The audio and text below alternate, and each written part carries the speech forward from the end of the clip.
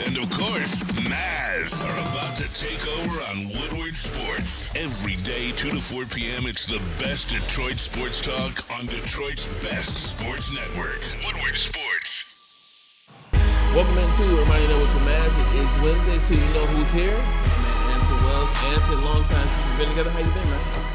I'm better now that I'm back with you guys. Okay, feeling good, man. Sunday was tough, it was a little bit of a shorter show for obvious reasons, but we rebound in this great city. We will. We'll get into that. Why your Sunday was tough. I get a chance to see what you think about the loss to the Tampa Bay Buccaneers. But you mentioned guys explore. Got to bring in Tom Mazaway. Tom, how you doing? I'm good, Bray. Hey, Anson. Hey, everybody. Hey. Good to be here. Go Tigers. Go Tigers. Good to be, and we'll talk about the Tigers. Also coming up today, Dan Miller. We'll talk about the state of the Lions. Everybody probably needs to RELAX, as Aaron Rodgers once said. And then Wednesday, it is, so we'll be talking to intern Alex later in the second hour of the show. But KG, what's going on, brother? How you feeling? Hey, I'm feeling good. I appreciate you looking out, man. You saw I was ashy, and you went and got the Nivea for me, man. So I appreciate it. For anybody wondering why the lotion is so by you. So I appreciate you spot back right on time. I had the Nivea on the desk, not because they're a sponsor, so I was getting them up out of here. But I want to say the show is sponsored today by Nivea because my man was a little bit ashy, but yeah. we hold people accountable here, so I got them together. And with that said, hello to Peace Piper. Yes, sir. How you doing, Bray? I'm good, man. Glad to be back. Look, yes, sir. We're going to talk about the Tigers, and we'll get there quick. But you know what I didn't want to do? I didn't want to talk about the Tigers and what they're doing and then jump to the negative of what we're going to talk about, and that is Eastern Market and shutting down the tailgate, and then jump back. I didn't want to play the positive, negative. Let's get the negative out of the way, and then let's jump into the Tigers because there's a lot to talk about, and I know my man Tom Razaway is ready to go. Tom, disappointment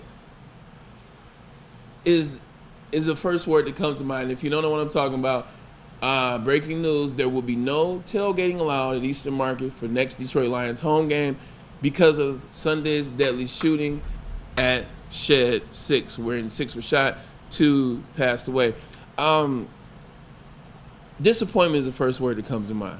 And this is why I say that. I grew up here, grew up in the city of Detroit.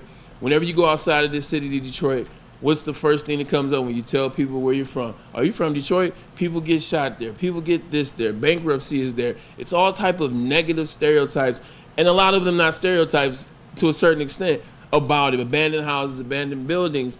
But then and you get pissed and you want to fight for your city. And all throughout my life, Detroit has always let me down somewhere along the line, along the way, in terms of the rebuild process or rebuilding up the city and bringing our city back to a positive light so that when you go out of town and you take trips, you're proud to say you're from Detroit, right, man? Hell yeah. Here we go again. Finally, the Detroit Lions, which are the catalyst of the city, this proud city, they're the catalyst. They've gotten it right.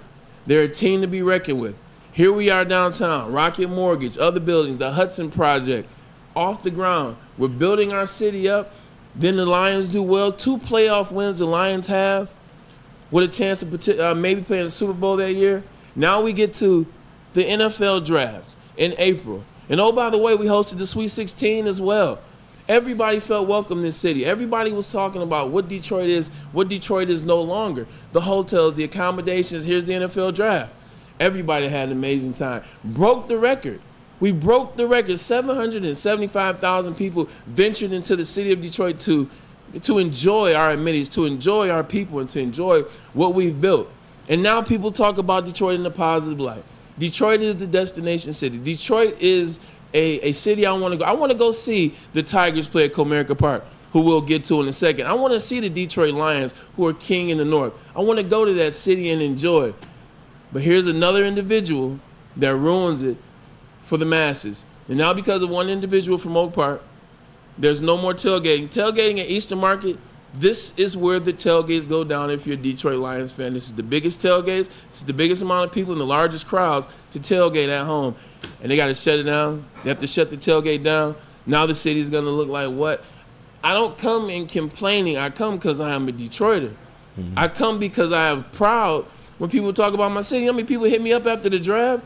How many of my boys were in town that played in the league that were coming and looking at Detroit like, yo, Detroit is doing some things. And then now you have this. Now you have another talk that everybody around the country can pick up. I'm just pissed. I'm just tired because one messes up with the many are trying to build here in the city, man. And it shouldn't be like that, and I hope we're not judged by that. But damn it, Maz, yet again, here we go. I know, and it's a place that we all go to. Eastern Market it's part of the fabric of Detroit. You go there for the great food. You go there for the great sales, the fruit, the vegetables, everything down there. And then you go down for the Lions. You park, you have a great time. Matter of fact, last year we had a lot of our pregame festivities down at Eastern Market. This year we've taken it up on Woodward, our namesake. It makes me very sad what happened. But I want to remind everyone this. This ain't the only place this happens. No, not at all. No, I mean, not it at happened all. at Dodger Stadium in the parking lot. No. Happens in San Diego. Everywhere. Happens everywhere. Yeah. And you hear it and you read it. How about the fans that fight for the Raiders? How about the other day, all the fights that are in the stadium, in the stands, Philadelphia? What, are you kidding? Yeah. So now we get one idiot. And supposedly he was one of the guys that was throwing a party down there. And he turns around and these two fans must have got in his face and they wanted to throw down. And he decided take- to pull a gun. You lost, take the whooping. I mean, And that's another thing about the Come gun. on, man. That's another thing about the gun situation. My bad, KG. No, you This good. is You quick. good. The gun situation, like, nobody's coming downtown. Nobody's coming downtown on a Sunday at Eastern Market No need as for they're it. getting ready to. And I know people carrying, that's fine. Keep it in the car. Right. Because if you don't care, what do you need to carry a gun for in Eastern Market? Everybody is on the same team, and even the people from different places. And so what if they want to talk some smack? This is what it's sport. This is what it's for. You got a gun on your hip. Like, people that carry guns and get drunk, they're planning on doing dumb things, KG. You're shooting a guy with a Barry Sanders jersey on, for crying out loud. Yeah, it's ridiculous. Sounds like Cleveland. It's ridiculous. But I just do want a preference from the media that I listened to earlier today. They're not completely shutting down tailgates like going forward. It's just literally for this first 2-week one to period. get a handle on it. Yeah, they want to be able to, have better security measures and have more police presence down there so this doesn't happen again. But a lot of the strife, and I was listening to the flagship, one of the callers called up who's been going down there for years. He's saying a lot of the strife is coming from people who've been tailgating down there for a long time. Yeah. The Lions are winning now, so a lot of Everybody new wants to fans come, yeah. are coming down to Eastern Market because they want to be part of the tailgate, and people are fighting over parking spots. Who some of the older people that have been there think that's their specific spot, and the new guys are arguing over it. So that's where some of the strife is coming from. No, that's real. There are people that have supported the Lions since they were 0-16. There are people that have supported since you name an era they've been supporting. Yeah. And that's a conversation that needs to be had, because at the end of the day, you don't pay for the parking spot. People know that it's yours. Right. You got to open up the conversation. I'll let you go first, and then I have a story with Maz. You said it, not just Detroit. I'll tell you a horrible story about Cleveland. Go ahead. Yeah, 1984, we're leaving Game 5 for the Tigers World Series, and I wanted my dad to stop because it looked like what was going on all over the place. Man. You had a blessed childhood. I have, absolutely. I've lived a charmed life. That's But, what's that was our first taste as Detroiters, if you weren't around in the late 60s when the Detroit riots hit. And I think all Detroiters have kind of thought, if we ever win the Super Bowl here, the whole city's going to burn. Probably. But we hosted a Super Bowl, and we didn't have issues. And then you just reference all the different things that we've had in the last 10, 15, and especially just the last few years that have changed perceptions of this city, and they've all gone off without a hitch. Now, I've seen if you guys have ever seen the, Pure Michigan parodies that they do, there's a new one out talking about what you just brought up, KG, and that is the new fans that are headed downtown. And a lot of the tickets, a lot of the stuff that's going on there, it's pricey, and it wasn't for a very long time. So as much as this city has evolved, there are still some hard Detroit people in the city. Yeah.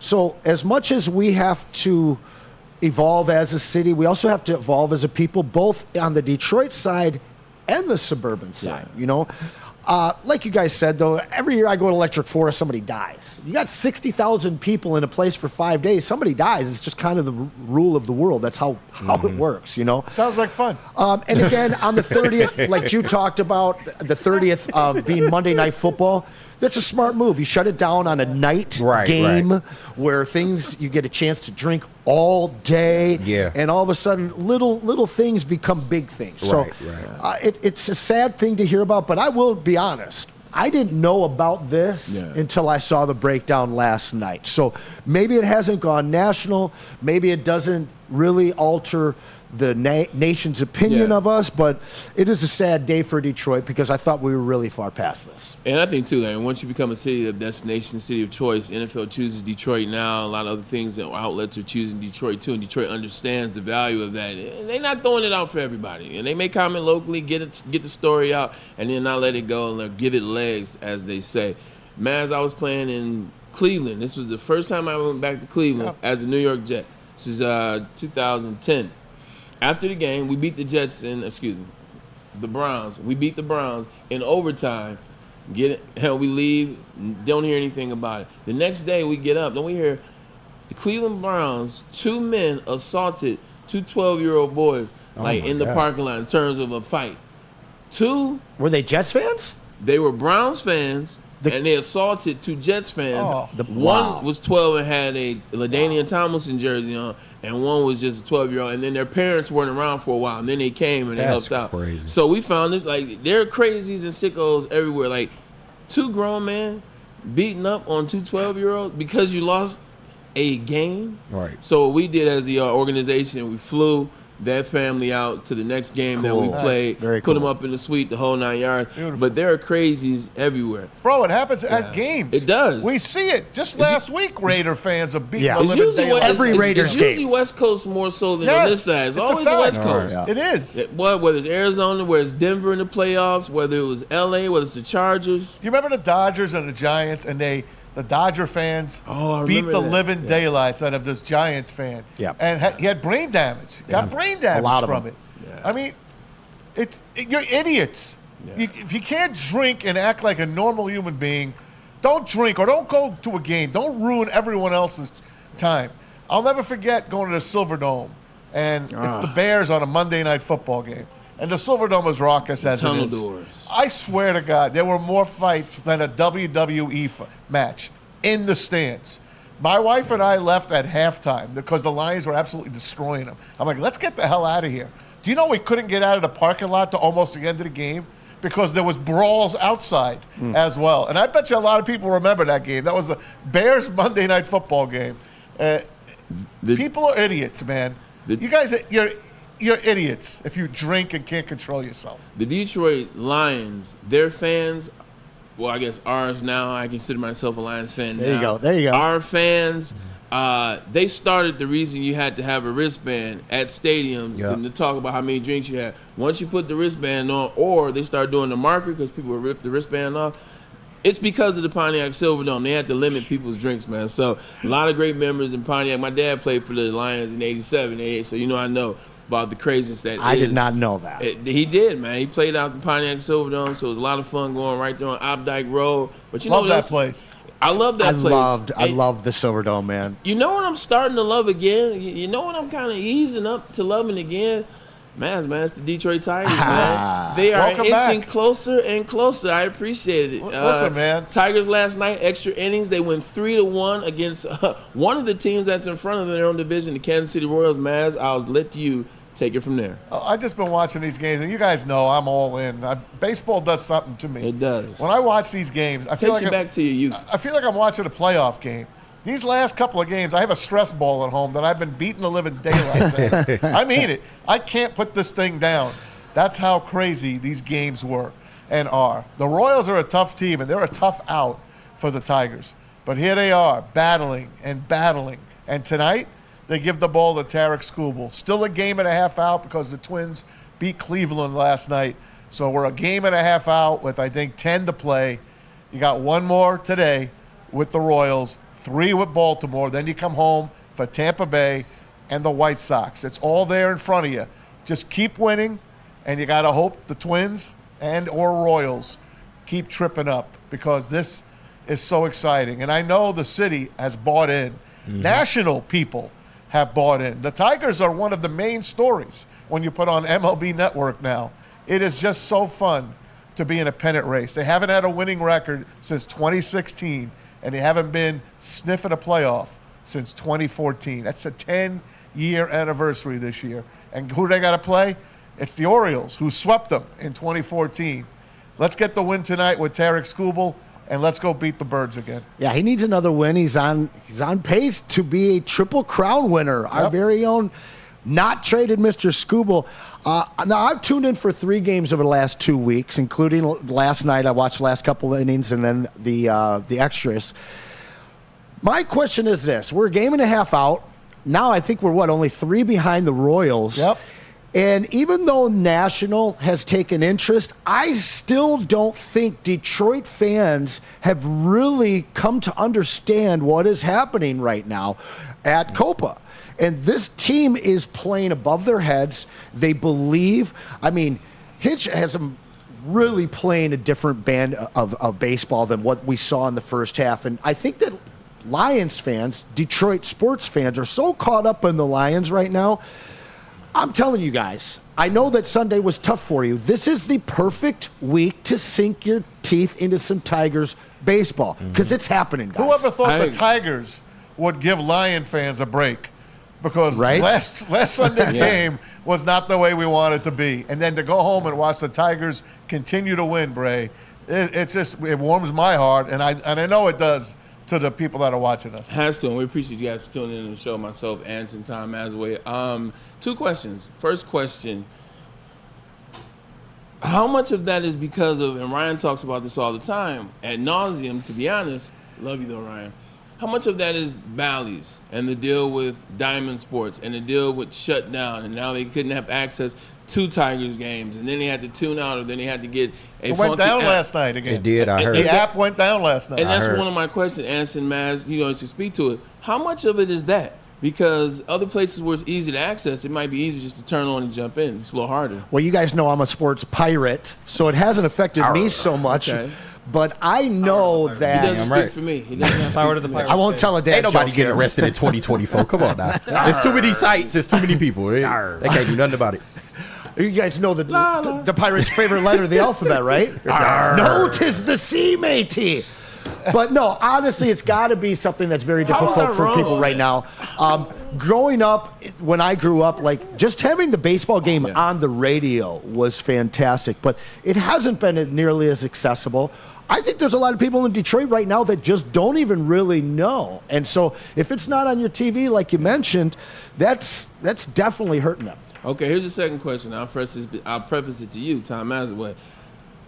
Scott Harris. His name has come up so much because of what the Tigers are doing now, how the younger players are playing now, and now the question is asked, are you still mad at Scott Harris for not making the moves in the offseason and then at the trade deadline, or is the way everything working out, you're like, you give Scott Harris credit? This is the question on the board. What say you? It's looking like we're going to have to give Scott Harris credit. Yes, they traded Jack Flaherty away. Yes, they traded Mark Canha away. A couple other guys they let go. Their catcher, Carson Kelly. But the catchers are doing a good job right now, at least catching. Maybe not hitting, but catching. And they make that deal, and they bring in the young shortstop in Trey Sweeney. And he's doing excellent work. He's fast. He's playing a great shortstop. But is he a permanent guy? We don't know. We don't know. Have you seen enough to think he can be a permanent shortstop? I haven't seen enough to make sure he's going to be permanent. Okay. But I'm praying that he is, and I'm praying that I'll eat crow. Because I'm the one that said that I hated the deadline deals. You gave it an F. I gave it an F. Are you ready to retract? I hate it. No, I'm not retracting yet, but, it's going well. Good for you, Tom. If they have Flaherty here, is it going as well? Maybe. Yeah. Not sure. Getting Javi Baez out of that lineup was the best thing that they could do for themselves. And not having Miguel Cabrera, that noose around their neck at the beginning of the year, was really the best thing that ever happened to this team. They could finally be out there and put their best. They're the youngest team in the league. Colt Keith got hurt. He's got a shoulder injury. We don't know how bad that is. We need him. We need everyone. Torkelson's hitting the ball hard. Yeah, he went 0 for yesterday. But that last shot that he had down the third base line, they stole that hit from him. All these guys are playing. The pitchers are amazing. Tyler Holton, amazing. Bo Brisky, fantastic. And tonight you're giving the ball to Tarek Skubal. So I will say, Scott Harris, so far so good. And the guys that you've drafted, Max Clark, he is kicking butt in high A ball. Yep. And Kevin McConkle, he is kicking butt in the Florida State League. So the young guys that they're putting together, it looks like they're on the right path. Hey, it looks like they're on the right path. KG, agree with me on this one. AJ Hinch. It seems like they're on the right path with AJ Hinch. You know, this is a guy that won a World Series, but he's getting it done with a team that we didn't expect this year. Yeah, he's called the right plays at the right time. We all know that they've only done this with a pitcher and maybe a half a pitcher and then a lot of bullpen days. Yeah. And shout out to the bullpen for just hanging tough in there, man. Especially bullpen over the last 2 months. Especially you look at Tyler Holton, you look at Bro Brisky, what they did last night, absolutely incredible. A goner. I didn't think he would play anymore this year. His last couple games, he's found the velocity. And he closed last night. Yeah, man. Shelby Miller as well. He's starting to get back on track. So, but ultimately, this is all because of AJ Hinch and calling the right plays at the right time. We saw him pitch hit for Kerry Carpenter the other night, bringing in Winfield Perez. It ends up working out. He just has a feel for the game that we haven't really seen since Jim Leland. And we gotta call a spade a spade. I don't think enough love is being pushed his way. I do want to ask you a question, though, Maz. You brought up Javi Baez. What I felt that this team and Harris did by not moving to buy, it was almost daring this team to be good enough to force ownership to spend money this offseason. Now, my question is this. Okay. Do we have $75 million set aside for new talent? Do we have $75 million set aside to buy out Javi Baez? Well, you better be paying Tarek Skubal. That better be first job on the line. And that's where I was getting. So every Tiger fan wants both. We want Javi gone, and we want some money spent. But Tiger fan may have to accept the fact that Javi Baez comes back here. No. He's not coming back. No way. He's played his last Okay, so where does the money come from? Has the play of this team, do they have to make the playoffs? Do they have to make a move in order to get the Ilitches to actually commit to spending money? Because $75 million is a lot of money for this ownership, in my opinion, and seeing what they've spent over the last decade. Yes, they've been think that they would be willing to buy him out and double down and spend another $75 million to lock your guy up, as well as maybe make some other key additions? Yes, they have to. I agree. They have to. Are they willing? Have the Tigers? The Tigers, to me, have done enough in this run that says you got to do it. They've done enough. They've done their job, and it doesn't matter if they make the playoffs or not. They've already made the playoff because these games, these are playoff games. Mm-hmm. They've already made the playoffs. Get to the last 3 games and give the White Sox and the worst record in Major League history, hand it to them with a bow, and make the playoffs on one of the last days of the year. Please get in before the last day of the year because I don't know if I can hack it watching the next 10 games. I'm losing the rest of the hair that I have on my head. Can I take a crack at answering your question? Please. Yeah. I hope so. There's no salary cap in baseball.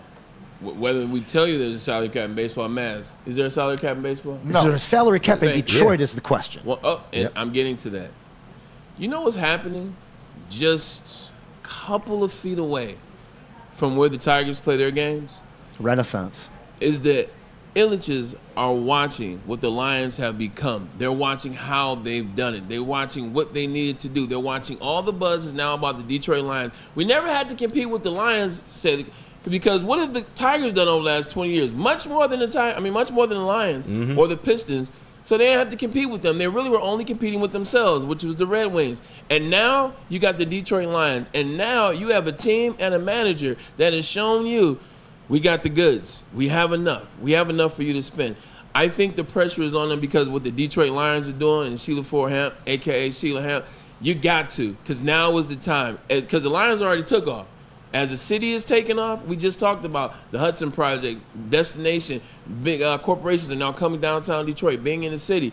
You don't want to be hanging on by your butt and still talking about this 5 years from now when the city is taking off and the Tigers are still doing what they're doing. You got to go now, and I think the Lions have put the pressure on the Tigers and the Ilitches. All right, okay, here we go. They have to. They have to be seeing what we see. Look how much money they're going to put into Comerica next year. They are making they're making dugouts suites. You already did the board. Dugout Start suites. this The season. Doug You're gonna Club, have baby. suites. Oh, yeah. You're gonna have suites on the playing level next If I'm buying season. a suite, that means you got somebody that's making Yeah. $150 million that I need to come see. Yeah. Guess what? They've got a 5-year plan to do that. If you want one of those dugout suites, it's a 5-year buy-in, from what I understand. Bottle service has taken over the world, Yes. hasn't it, Braylon? I'm We- telling we- you, we man. were Look, there what at the look at the beginning. Pistons, what they've We were done. there in I the know, beginning. and that's going throughout the NBA now. I know. Yeah. It's it ain't my game anymore. Put it that way. No. The only way I ever get in there is if I get invited or if I sneak in, which I probably could. What Anyway, about I'll what get you- about I'll get you in. Thanks, what about thanks, a family trip Yeah. to Chicago for that final series, or is it here? No, it's here. It is here. The last 6 are here. Because they had 97 people at a game recently. I know. I would love to go to a major league baseball game and see less than 100 people in there. You can really just, do your just for the novelty. You can do your Yeah, your they spiel. hear they hear Big me time. from Do your everywhere in there. They would hear you big time. All right, here we The go. heckling spiel. I know, but that was one of the ways you said it. We talk so much about what the Tigers have done, where they're at, how close they are. We're talking about the eligibles. Are they going to spend the money? Talk about 75. Here's another question. Tigers still need, in order to be one of the more dominant forces in this game, what positions do you most think the Tigers are lacking right now?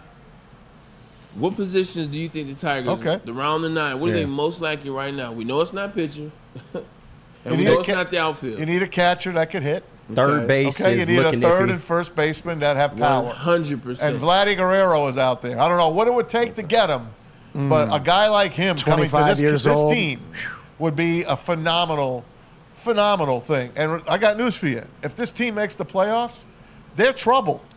They are trouble. Oh, yeah. They're not afraid of anyone They're hot. in the American League right now. Nobody. They Hot should bats, be. baby. Hey, Bray. I know you're down You there, want- Pete. Tell me what you think. Well, I was going to say, if you want to have some fun, I do have, as of September 5th in front of me, a list of players who will be free agents at the positions that we are Come on, discussing. Run it. Run them down. So there's a lot, but I'm just saying. Run down Let me some see. teams. So first base was one, right? Yeah. Yeah. Let me give you a name: Christian Walker from Arizona. He's Now, in his 30s. I understand, but a very consistent hitter. He I mean, is. okay, because I want 30 to. in baseball isn't 30 in most like sports. 30. That Right, is correct. And So you helping your young guys. I would Yeah. like to use Christian Walker as the litmus paper for the following names with where I see a lot of strikeouts. Okay. Paul Goldschmidt, He's Oldie. done. Pete Alonso, Okay.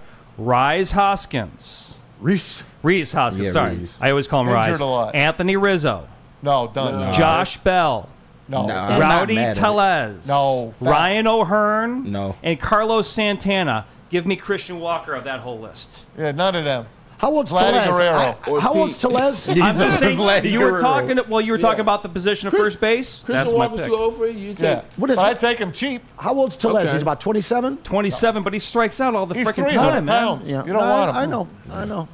I think he's young. He's All got right, it what are you back. bringing Yeah. Prince Fielder back? No, you don't need him. No, Yeah. no. He ain't even near Prince Fielder's talent. But those are your first basemen. Okay. Vladdy Dottie. We agree with Let's the do infield. that. That's where the Tigers are vulnerable. Okay. At. That's where Yeah. they need the consistency. And also, and I like what you said too, that can hit. Yep. That can hit. You need two of those players that come in. They got to be Right. hitters as well. Yeah. And they've got to sign a true number 2 pitcher. I know that we don't feel like we need that Bring right back now. Flaherty. All day long. Love I that. got pitching names too. Maybe we can discuss it at break if you want. Okay. I got pitching names, my friend. Yeah, you got some pitching names as well. We're pretty solid and it's a up. long I guess list, we my friend. coulda Kept, I guess we could have kept Jack Flaherty. Well, he's a free Yeah. agent. True. And he you liked do, it here. You do have Jackson Jobe in your pipeline too. We're And he'll be trading coming him. up very soon. We're so. trading him. You think All so? right, we trading him. Yep. It's possible. It's possible. If you want to get a Vladdy Guerrero, Yeah. you got to say goodbye to Jackson. No Silva. problem with Some good that. Tigers Yeah. talk right now, man. I'm good excited stuff. that, here we are towards the end of the season. What, 9 games remain, I want to 10. say? 10, excuse me. 10. I was off by 1. My apologies. 10 games remain, and we're having a different conversation. The Tigers half game back, 3 behind the Royals. That's fun. Yeah, that's what it's all about. I think that's what we kind of were. I understood, man, as I got you. But when we were trying to find time in the spring, and you're trying to talk about it, hey, just do enough to carry us to the Lions. This was getting back to your point, man. It seems like the Tigers are still giving us space, even with the Lions. I'm loving it, man. Let's take a break. Can't Let's pay wait some for tonight. bills. Let's talk about some of this youth sports that is BGCSM. That's right, join the best youth football league in Detroit. Boys and Girls Club of Southeastern Michigan's 3C Sports League. It offers ages 5 to 14 an opportunity to play or cheer, and all the coaches have background checks done on them, so they're great. Your kids are in great hands. Cities involved: Detroit, Belleville, Highland Park, and East Point. This is the place for you. Let's get the kids out the house. Let's get them playing sports again. Youth in Youth Sports. Register at bgcsm.org.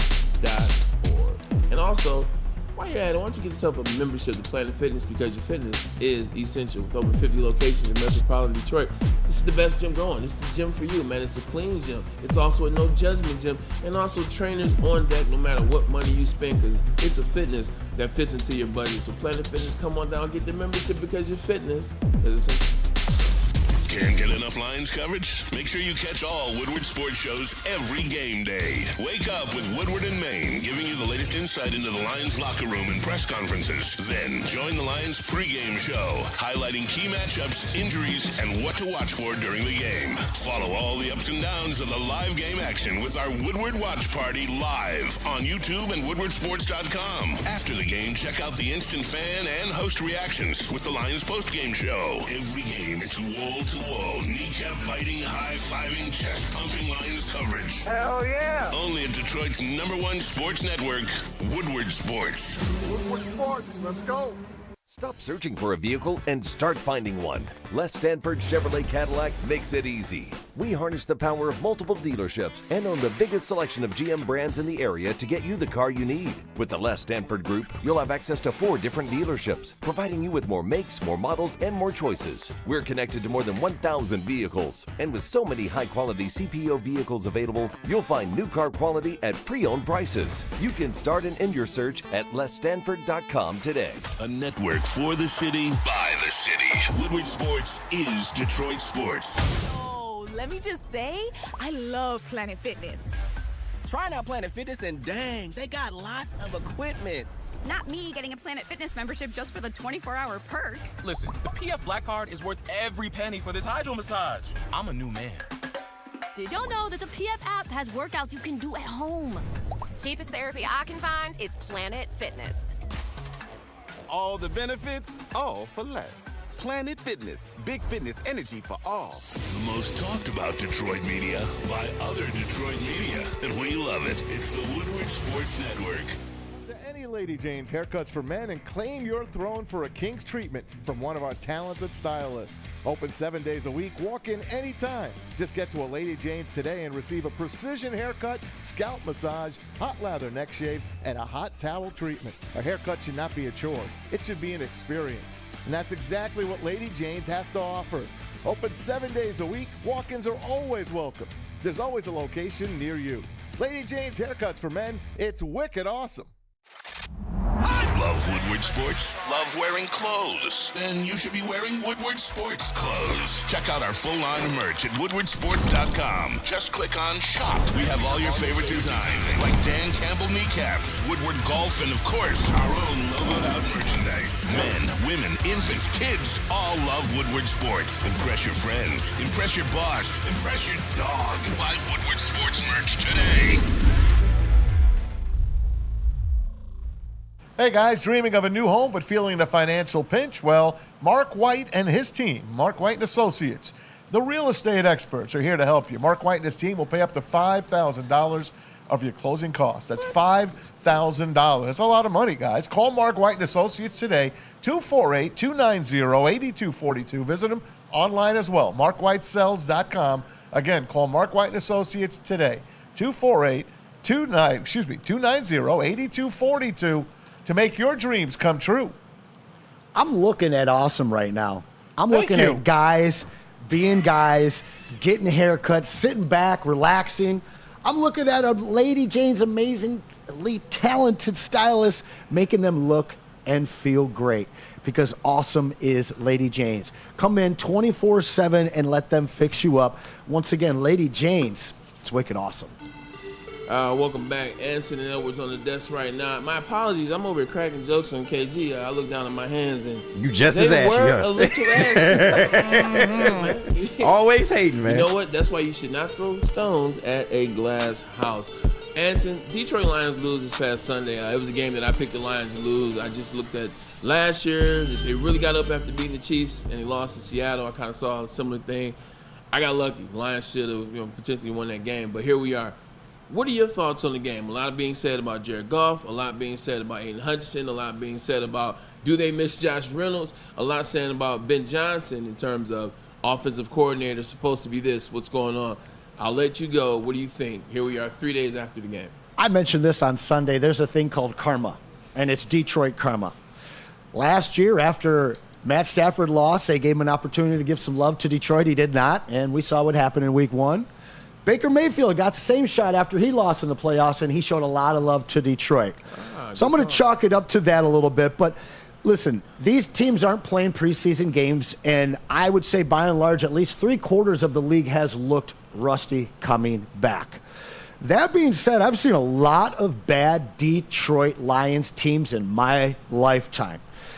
And if this is what we get when they're playing really bad, losing to a division championship with a chance, 2 chances, albeit, in the last 2 minutes to win the game, and also a team that you beat last year and sent home packing early. We've been up on their bulletin board all offseason. Yes, Ben Johnson didn't call a great game. Yes, Aiden Hutchinson did everything out there for us to win. And yes, Jared Goff had a bad game. I think what we saw out of Jared Goff in his last games in LA was a guy that would chuck things up and try and make things happen and sometimes hurt his game. The Jared Goff that we've come to know and trust here in Detroit hasn't done that for about 2 seasons, or at least a season and a half. So seeing him throw what should have been 3 or 4 picks on Sunday was very, very difficult. And it's concerning because we know here in Detroit we're real hard on our quarterbacks. That being said, show me one quarterback that has played 16 or 17 sterling games, and I'll keep waiting. You know, I appreciate that. You're absolutely right. I think you look back at Detroit bad teams, we've had a lot of teams that are bad. This team typically just figuring it out. Preseason, a lot of people aren't playing, and you're starting to see the ramifications of it. Shoot, we give the Chiefs credit for playing in the preseason, but you even see them. And also, too, I think Detroiters can calm down in this sense. Before the season, the top 5 teams in the league were the Chiefs, the Eagles, the 49ers, the Ravens, and the Lions, correct? That was the power rankings. The Chiefs are 2-0, barely. Eagles are 1-1. The Lions are 1-1. The 49ers are 1-1. And the Ravens are 0-2. So to that point, you're 100%. It's a lot of bad football being played right now. Touchdowns are down across the board, passing touchdowns especially down across the board. So I agree. Jared Goff. Interesting you talk about him, Brian Baldinger. Baldy's breakdowns, we have one. Talking about Jared Goff on a particular interception, and then we'll get into some conversation after watching this clip. Here you go. Oh, no, you're good. Look, all interceptions always get blamed on quarterbacks, but it's not always the quarterback's fault. Like, this is the first play of the game. All right, there's Jameson Williams. They're going to run a high-low concept right here. And on this play, Christian Itzin right here is going to come down right here into this curl flat, and he's going to bump right there Jameson Williams. Now, Goff is in his motion. He's thrown this ball like he's supposed to, with anticipation to a spot. Well, his receiver can't get to the spot, and look, Zion McCullum picks it off. First pass of the day is intercepted. Now, you watch Jared Goff here. Like, this is a good quarterback, and he's throwing this on timing to a spot, and you can see his frustration. He's like, frustrated. All right, it's intercepted. And he's like, is anybody going to throw a flag? I mean, that is illegal contact. 10 yards down the field. Like, nobody sees it? Like, he can't believe it right there. And I don't blame him. I'm not here to blame the officials. I'm just saying not all interceptions are the fault of the quarterback. And he's right. Every interception isn't the fault of the quarterback. That one particularly, Jameson Williams got help. They didn't call it, but, you know, it is what it is. The Lions have been getting a lot of calls. That's why I didn't really say much about that one early on. That definitely should have been a call. It wasn't, but you move on. But he throws 2 more interceptions after that. And, Maz, I know you had an issue with the second interception. Yeah, it was like to a spot on the field where there was nobody. Yeah. So we're watching the field. We're watching the game from the cheap seats, row 1 in the end zone.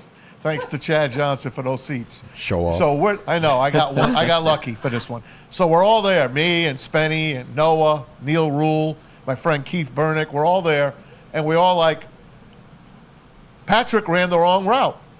Tim Patrick, the new receiver, it's his first time here with Detroit, and that's his first game that he's out there playing.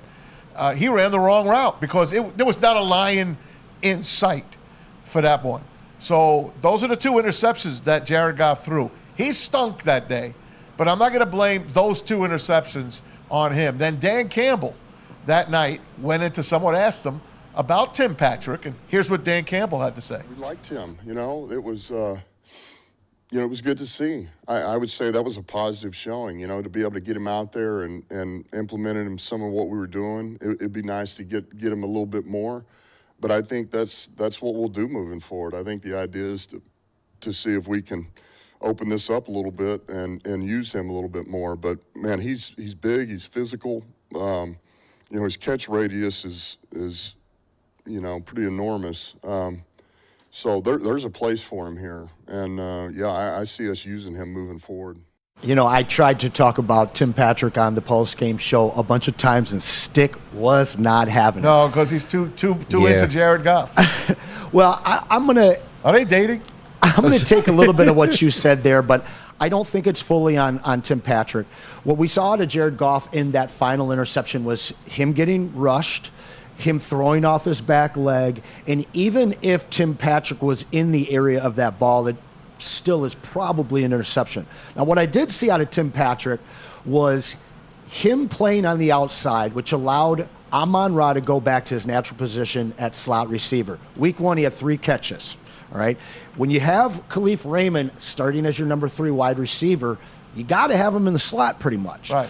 So I think seeing a big guy out on the end there was really great for me. I like Tim Patrick. Shout out to him with his first catch since 2021. But there was a play in one of those last charges down the field for the Lions where he got out ahead and added an extra 10 yards to Jahmyr Gibbs' run. This is a big body that likes to block, that wants to get into those kinds of plays. The same way that we saw J-Mo over the last couple of years before he fully understood this offense. This is a guy that we asked to understand this offense in a tight game after 1 week of being on the team. I think he's a great addition. I don't think blaming that interception is on him completely is fair. I really do believe that Jared Goff played one of the worst games that we've seen him. He did. As a Lion, and he still had an opportunity to win that game. Man, you lucky you didn't say what I was going to say. You jumped me right there. I had to leave it for you, buddy. You did. Before we get back to Jared Goff, one of the things was Tim Patrick. It's the trust. And the reason why I know there's some trust there in Jared Goff, and Jared Goff's trying to take a chance and trust Tim Patrick, who he's not known for that long. That third down that he threw to Tim Patrick, where Tim Patrick almost makes that catch, that's trust. Quarterback isn't throwing that type of throw and that type of crunch time. Talking about the sideline? On the sideline, 100%. Like, the fact that he's throwing that pass, that means he trusts Tim Patrick. So I like that I saw that in this game. Now, with Jared Goff, Dan Campbell said something, and I kind of like it. We don't have the soundbite, but this is what was said. Dan Campbell said that Jared Goff's trying to do too much out there. He says he wants Jared to relax. He says he wants to sit back, relax, not do too much, throw on time. He said don't think too much. Don't try to do more than you usually do. Jared Goff came back after that conversation, and Jared said, Dan's right. Yep. He said, Dan's right. I'm back there. I'm taking too much time. He said, look, when it's not there, it's not there. And that was when we're – and you got to appreciate Dan Campbell for telling the media that and saying, hey, he's got to take his time with things. Once again, he's always honest. And then, too, Jared Goff, you got to appreciate him for appreciating that information and being honest about it. Going into the season, man, what was one of the biggest things I said about Jared Goff getting paid? I hope he doesn't try to do too much because now he's a $53 million quarterback. Right. JG, you're still Jared Goff. You're still the same guy that we paid. We know exactly who you are. We know what you're capable of. Go out there and do those things. I think some of those times it plays exactly what you said, throwing off his back foot, waiting too long, trying to make something happen. If it's not there and you know, don't double commit and don't triple down on the thing. Josh Reynolds was the guy he trusted last year. Yeah, true. So now Tim Patrick / Khalif Raymond have to take his spot. And we all knew the minute that Josh Reynolds came to the Lions, you saw Jared Goff become better because he had a guy he knew. He had a guy he knew he could trust. And I'm not saying they lost because Josh Reynolds wasn't here. I'm just saying we hope that Tim Patrick and Khalif Raymond can pick up the pieces and help Jared Goff get that trust back in them. Tim Patrick can play the game. His problem was he can't stay on the field. So if you keep him on the field, I think all will be well. And I think this offense will get better. It has to, because they have been discombobulated. Last week, I had zero confidence in them. And the game plan was horrible. They didn't run anymore. 55 passes is way too much. Yeah. You're not in a shootout. You're not playing a 48-41 game. You're playing a 20-16 game. You have two terrific running backs. And Ziolkowski. Congrats there, Anson. Ziolkowski with the fake punt first down. 17 yards, baby. I'm telling you, man, they're going to get better. They just got to stay healthy. And, you know, Alex Anzalone, we'll talk about him. Concussion, probably not going to play.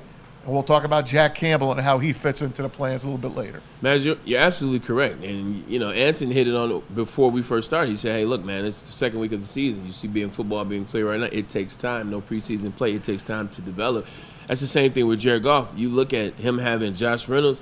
He and Josh Reynolds were together for 5 years. Mm-hmm. Like, that's chemistry on another level. They were together in L.A. They were together here. He's made some big catches for Jared Goff. Jared Goff, that's his blanket, which means on third down, Ben Johnson has Josh Reynolds in the huddle. On third down, Josh Reynolds is paying extra close attention when they're watching film, talking to Jared Goff and things.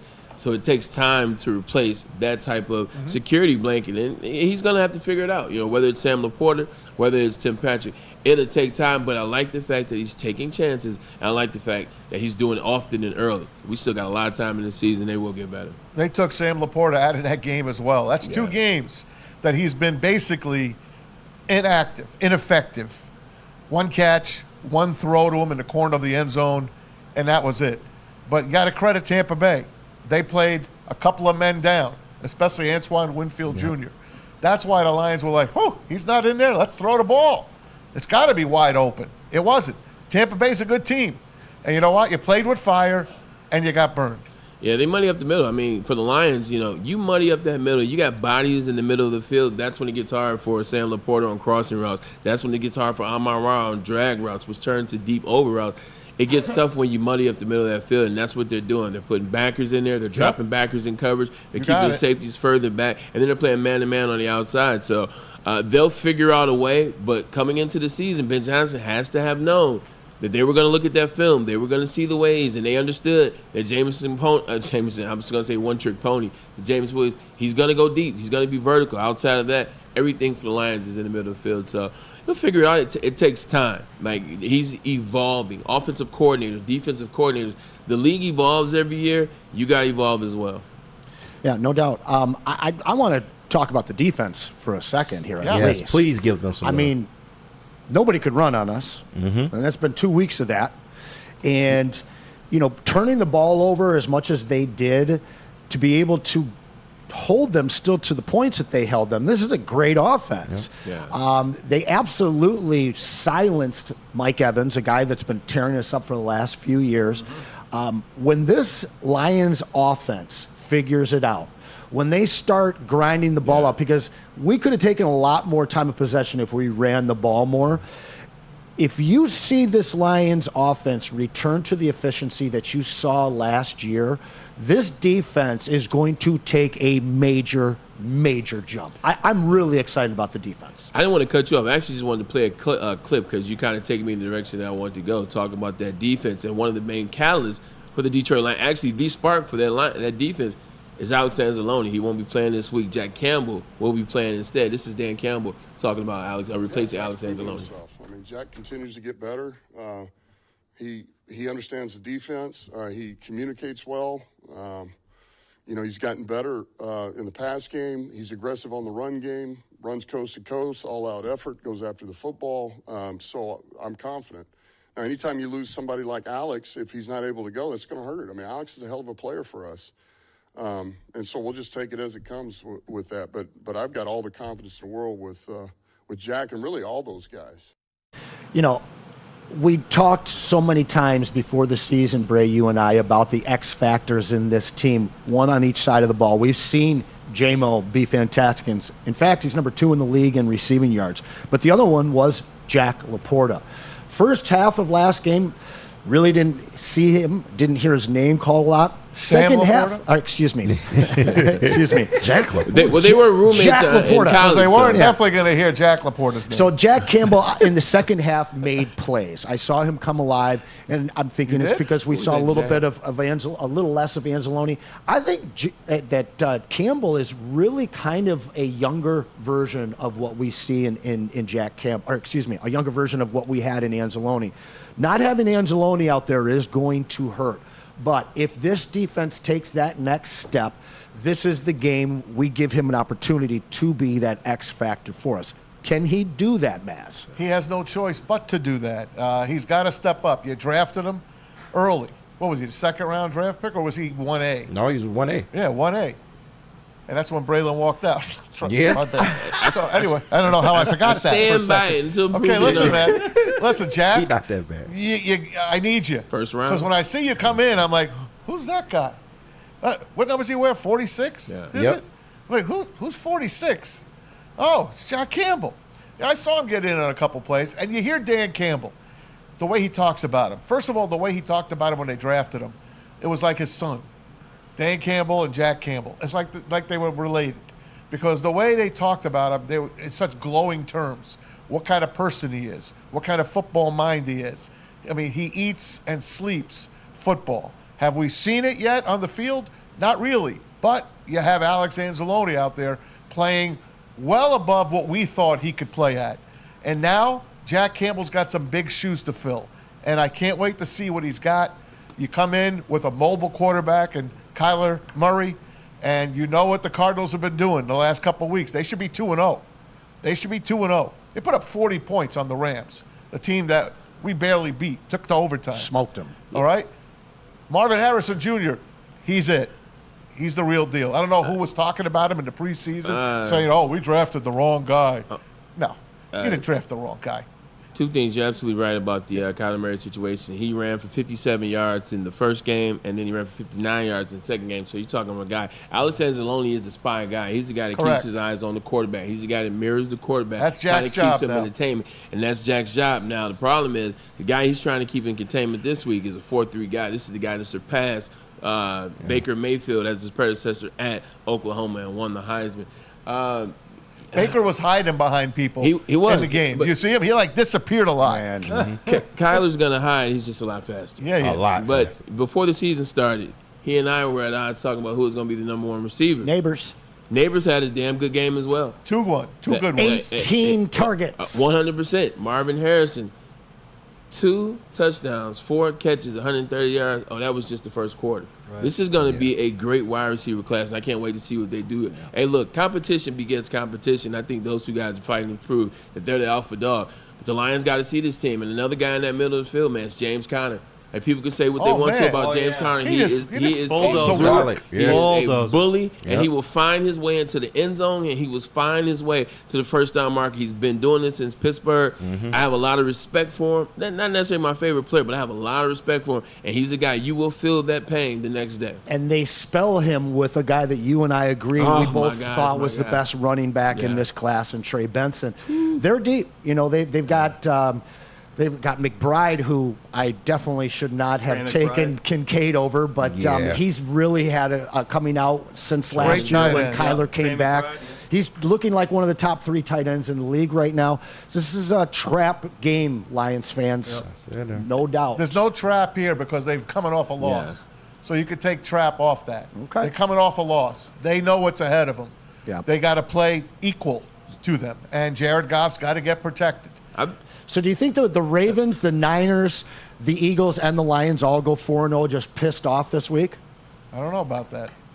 I don't know. You know why? I don't know what's up with the Ravens. Yeah. Like, look, they're 0-2, and they easily could be 2-0 because they did have a 10-point lead in the fourth quarter against the Raiders. I mean, in the second half, they did have an opportunity to score and go to overtime, but those things didn't happen. They had 10 penalties on offense on Sunday. Like, Lamar Jackson, they got to figure it out. They're so inconsistent right now. Like, don't get me wrong, it's a good rush. That's a good rush by the Raiders. And Gardner Minshew, he just seems to find good games in big moments. But that's not a team that you lose to, especially after you just lost to the Kansas City Chiefs. You know, outside of just personnel changes, obviously Derrick Henry is there. The big change in Baltimore is they have given Lamar complete control over the offense and being able to check down and change plays at the line, which is the first time he's ever had that. Yeah, last year he had Todd Monken. And last year they actually wanted him to throw more, and they kind of opened up the game in a different manner for him, won an MVP. Now they're putting the entire offense in his hands, and they are struggling. I think that's something we might see a little less of going forward until he can wrap his game around this team's offense. It's funny you say that. You know, another team on this list is 1-1 Mavs. It looks like the same thing. Outside of handing off the ball to Saquon Barkley, except for when you're supposed to, seems like the Philadelphia Eagles are doing the same thing as you said with the Ravens. Just giving the ball to Jalen. Hey, Jalen, figure it out. He don't look right. He's looking like the quarterback that got benched at Alabama. Now, wait a second.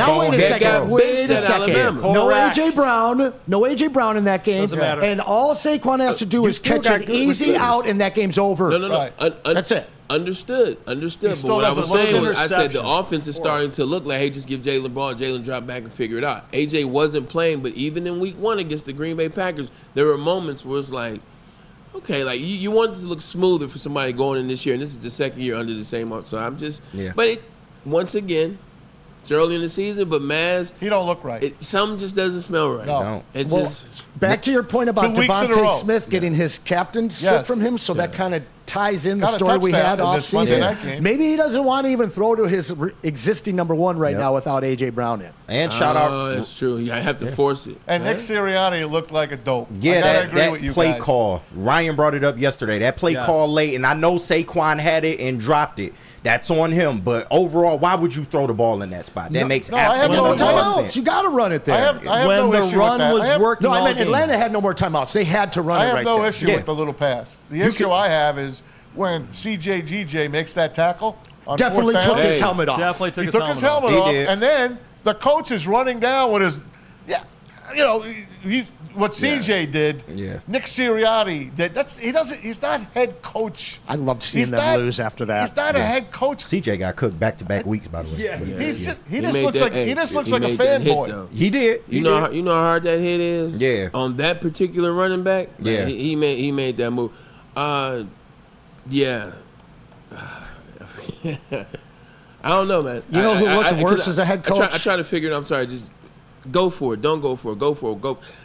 Maz, I understand, like, we live in the era where we're going for it. Dan Campbell is the king of that. We know coaches, Nick Sirianni goes for it as well. We understand that. But sometimes you take the time off the clock. You beat the clock down. 2 run games ends that game. And I think this is a moment where you don't have to be so analytical, or you don't have to be so on the edge of trending. This is when you can just revert back to some old school common sense. Say, look, we'll just run this clock down. They don't have timeouts. We'll kick the field. The game's over. You go for it. Oh, I'm going to secure. I'll put the stamp on it. It's a great play call. It was an excellent play call. Look what the Buccaneers did. Same thing happened with the Lions in the NFC Championship. It was a great play call, but it wasn't. Do you know why he was open? That was the same play call that he was a half yard short on the touchdown that got called back. That's the exact same play that they ran on that exact same one. I didn't get called back. They got the push after that. But they said it was a touchdown. Correct. Then they looked and they said it was a half yard short. Same play. That cost me a parlay, but that's neither here nor there. It did cost me my parlay. Man, I thought that was going to cost me my win, but I had Drake going, so they gave it to him on the last 90 seconds. Oh, yeah, you got the fantasy gods. It was, but interesting enough, and we'll wrap it with a bow on this part. It's early on in the year. Everybody's trying to figure themselves out, whether it's the 49ers who got Brandon Ayuk late. Now they're without Christian McCaffrey. The Eagles are without A.J. Brown, and the Lions are just trying to get into a rhythm. So it's early on in the year. Luckily, it's 17 games now. It's a little less worry when it's 17 as opposed to 16. I don't know why. How'd the Lions start last year? 1-1. And they made it to the NFC Championship, note, right? I don't know why anybody never pays attention to when I do my predictions. Last year, do you know the first one I got wrong? Maz remembers this. Pete remembers this. Yes, sir. The first one I got wrong was week 12. Sir. Week 12 was my first, Put it on paper, Braylon. Here. I want to see it. We do have it on paper. We do have it on paper. How about that? That's We do have it. fantastic. See? This is this year. So, look, I had the Bucks. I'm just telling you. Yeah. Now they go on. They beat the Cardinals, the Seahawks. I got them taking We're a going run. for a run after this, huh? We need to go for a run. But you know what? We need to take another run and listen to my man, Dr. Jeff Pierce, the injury insider for What Was Worse. All right, Dr. Jeff Pierce from Michigan Sports and Spine. Do not miss him every Tuesday with Big D Energy was on today. Had a little change of schedule. Usually Thursdays with us, but he'll be on this Friday with us. Check him out. Trust the guy that D-Mac and Braylon trust, Dr. Jeff Pierce. For more information, visit MichiganSportsAndSpine.com. Call him at 248-426-9944. Dr. Jeff S. Pierce. And the best pet store in Michigan, hands down, family owned and operated for over 30 years, is Premier Pet Supply, PremierPetSupply.com. How about it, man? 13 Metro Detroit locations, over 60 brands of food at the lowest prices available, curbside delivery if you need it, and nutritionists on call for any questions about your beloved pet. Give your pet the best, don't settle for less. It's PremierPetSupply.com. Can't get enough Lions coverage? Make sure you catch all Woodward sports shows every game day. Wake up with Woodward in Maine, giving you the latest insight into the Lions locker room and press conferences. Then join the Lions pregame show, highlighting key matchups, injuries, and what to watch for during the game. Follow all the ups and downs of the live game action with our Woodward Watch Party live on YouTube and WoodwardSports.com. After the game, check out the instant fan and host reactions with the Lions postgame show. Every game, it's wall-to-wall, kneecap-biting, high-fiving, chest-pumping Lions coverage. Hell yeah! Only at Detroit's #1 sports network, Woodward Sports. Woodward Sports, let's go. Braylon Edwards here, Premier Pet Supply. Man, just looking around, who's got it better than pets?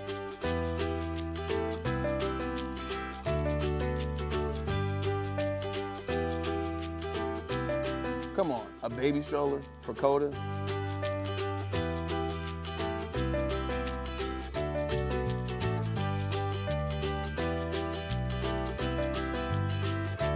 A chef for Lola? Really?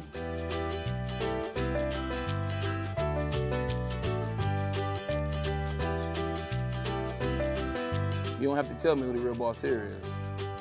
Who's got it better than pets? Nobody, especially here at Premier Pet Supply. For over 30 years and more than 13 locations, Premier Pet Supply has everything that your pet can dream of, and guess what? It's all under one roof. Premier Pet Supply, family owned, operated, and proud to call Metro Detroit home. Check out PremierPetSupply.com or scan the QR code today. Who's got it better than pets? Nobody! A network for the city, by the city. Woodward Sports is Detroit sports. Oh, let me just say, I love Planet Fitness. Trying out Planet Fitness and dang, they got lots of equipment. Not me getting a Planet Fitness membership just for the 24-hour perk. Listen, the PF Black Card is worth every penny for this hydro massage. I'm a new man. Did y'all know that the PF app has workouts you can do at home? Cheapest therapy I can find is Planet Fitness.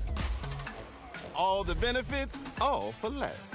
Planet Fitness, big fitness energy for all. The countdown to kickoff is here. Your Detroit Lions are ready for another season of grit. Woodward Sports is your #1 destination for all breaking news and Lions coverage. We are Detroit's #1 sports network. We are Woodward Sports. Told you, you could place up to $1,000 on any bet. If you lose, you get your money back. You'll say I was crazy, but guess what? I'm not. Not at all. Scan the QR code, enter this code, all caps, Woodward 1000. If your bet doesn't hit, hey, guess what? You get your money back up to $1,000. Minimum deposit is $20. It's not much, $20. You know, you can go to McDonald's, spend that on Uber Eats or whatever you want to do. It's $20 right there. But this time, the $20 can get you 20 back, can get you 100 back. That's what Caesar Sportsbook allows you to do. Make sure you use the code word Woodward 1000. There's the QR code. Scan it. Get your money, baby. Soroki's, they have the new signature wings that are here. Look, man, I know I said limited time, but this is truly a limited time. You see, the Nashville Hot is gone. Soon these wings will be as well. The mild, the buffalo, the teriyaki, honey barbecue, it doesn't matter. The wings are fire. And they still have that crispy chicken. They still have the pizza, and they're still known for those honey biscuits in which we love so much. Soroki's is the place to be, ladies and gentlemen. You better get on down. Welcome back. Ermanni Edwards with Maz. Brian Ermanni not in. Anson Wells filling in his stead. It is that time of the week we talk to one of our favorite individuals, that being Dan Miller, about the state of the Detroit Lions. My man, Dan Miller, how you doing? What's up, guys? How you doing? Hey, Dan. Hey. We're doing good. We're doing good. Everybody's jumping off a cliff. Everybody has things to say. The Lions should be doing this. Jared Goff isn't this. Blah, blah, blah. Dan Miller, please calm these people down. It's the life, man. I mean, look, when you play once a week, it's an event. And there's a lot that goes into that. So when it doesn't go right, it gives you another week to pick it apart. And look, there were obviously some things in that game that were troubling. When you see that team going 1 for 7 in the red zone in a game that's right there to be taken, 1-score game 4 times in Tampa Bay territory in the fourth quarter, that's troubling. But I think you can look at it and say it's clearly something that needs to get fixed, but you can also say, look, this team was number 3 in the red zone last year. We know what they're capable of doing. They're number 2 in the NFL in total offense right now. They've got 463 yards coming out of that game that they got. They had 26 first downs to 12 for Tampa Bay. They averaged 5 yards a carry. There's good things happening, but they do need to figure out that red zone and get that thing right. And if they do, look, they're not that far off. If we were asking them to do something, Braylon, that we've never seen them do, I'd probably feel different. Yep. I have full faith in Ben Johnson in this offense that they're going to figure this thing out. Dan, I agree, and I'm glad you brought up Ben Johnson. I remember playing for the Jets. You know, we had LaDainian Thomas, Antonio Holmes, Sean Green, myself, Dustin Keller. So there were a lot of weapons for Schottenheimer to figure it out, and I do think that is probably what's going on with Ben Johnson. Jared Goff, he spoke today, and he just talked about Dan Campbell being right that he maybe was trying to do too much, and maybe that's him trying to put too much on himself because he has a new contract or whatever, what else. But he doesn't have to do that much. I think that's what he was saying. And I appreciate that he was saying maybe I can just calm down a little bit and take what's given. Yeah, I think when your head coach tells you that, that's probably a good time to maybe throttle it back, take a look at what you're doing, and just say, all right, maybe he's right. And with this offense, when you have Gibbs, you have Montgomery, you have Amon-Ra, you have Jameson Williams, you have Laporta. Look, you got plenty of options out there. There's no way in the world, Khalif Raymond, there's no way in the world that they can cover all those guys. So take what the offense gives you, and that's when Jared's been at his best. We've seen Jared play at an extremely high level. And you know what? For a lot of those snaps, he did play at a high level. And then I'm sure there's some that he'd like to have back among those 55 pass attempts in that game. Crazy. But I just don't think, guys, it's that far off. And I understand. You can't just look at it and say, oh, there's nothing to worry about. You got to say, look, you got to fix what's wrong, but then you get into how available those options to fix might be. And I think looking at this team with that O-line and the weapons we just talked about, it's available. And I'm sure that's what they're going over right now, is trying to figure that thing out. Look, this won't be an easy game this weekend. It's a team that's going to be coming in confident, coming off a huge victory for them. Lions are going to have to earn this thing, and offensively, they're going to have to take care of the football and take care of all the opportunities they get in Arizona. Hey, Dan, Anson here again. I want to stick with Dan Campbell quotes. After halftime, before the second half started, he came out and said, quote unquote, I screwed our guys. This is something that, as a team, we're going to have to overcome in the second half. We didn't get a chance to talk about the botched field goal attempt at the end of the half. Can you just speak to that and what it means to a team to have a head coach come out and take responsibility for something like that? Well, the screw-up itself was terrible. You can't do that. I mean, look, that's a clear situation you work on every day. You had plenty of time to go down there and clock it with probably 2-3 seconds to go. You did not have time to run your field goal unit out there and for them to get a kickoff. So they needed to just, whatever the mechanics of it were, if it was Campbell that said go, whatever it was, he took full blame for it, so we'll just leave it with him. If he's the one that said go, he's owning it. That's a massive mistake. It cost them a chip shot and 3 points. So you can't have that. And can you say that changed the game because later on all you need is a field goal? Yeah, you don't know how the game would have gone from that point on, but certainly we can sit there and look at it late and say, man, those 3 points would have looked awful big right now, and I think that's where the Lions were. So, look, if there's one thing I think we could say about a Dan Campbell team, we don't get a lot of those gaffes that like we've seen in years gone by with some Lions teams. That was out of character for them, and I just think that's probably a one-off. It was a bad mistake, confluence of circumstances. You don't do it again. I think I've talked to guys after that. I think they looked at it a couple ways. One, I think they appreciated a coach that said, that's on me, I screwed up. It didn't come into that locker room and say, you did this, you did this, you did this, you guys didn't play well enough, you didn't take advantage of the opportunities. I think Dan Campbell knows a couple things. One, he felt terrible about that. And I will tell you, talking to him on Monday when he started talking about it again, you could just see his face change. He felt awful about that mistake and put it on himself. But I think he knew he could take some heat off his team by doing that. But also that they're still going to be just as hard on themselves as they would have been, understanding that there were a ton of chances to win that game after that mistake. And his guys are going to understand that and go to work on that. So I think that plays well with the players, but I think because of who these players are, they're not going to just sit back and say, well, yeah, that was on him, I did fine, because they didn't, and they know that. Dan, when you guys were doing the game, you and Lomas, these are the things that stick out to me. I've watched a million games in my life. How is it third and goal? I'm sorry, bro. He watches a lot of games over since 1970, all right? Since 1970. A year. Come on. To a million. It's a lot. Do the math from 1970 to a lot of rewatches. It's a lot. I'm doing it. Okay. Nonetheless, I'm watching, and I had a great seat for the game. I was right there in the front row, thanks to Chad, and right in the end zone. It's third and goal from the 3. And then they throw an out pass to J-Mo. Why not run the ball twice?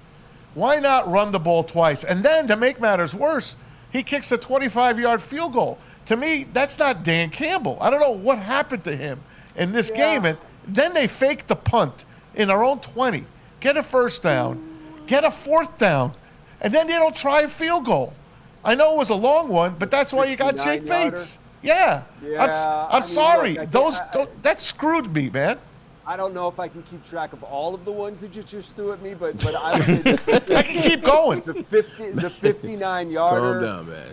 I think it's if you miss it, you're giving them the ball at midfield. I think he felt good about the way that his defense was playing, and he felt good about his chances to get the ball back, and it worked perfectly. They got the ball right back with plenty of time left to go down and have a chance to win the game, and it didn't happen. So I would say that. I didn't love the out pattern. I did not love that at all. And to your point about a running game, I think one of the things that Dan Campbell said this week that went wrong in the red zone was their running game was not productive. Whether that means they didn't call on it enough or they weren't getting the production once they ran it, I think that was one of the things that was missing in this game. And look, I think if you even go back to the week before, they had some really solid runs within the red zone. And even in this game, Gibbs just outside the red zone and into the red zone almost broke that one down the left sideline. But I thought that was one place that they could have been more effective with the run was in the red zone.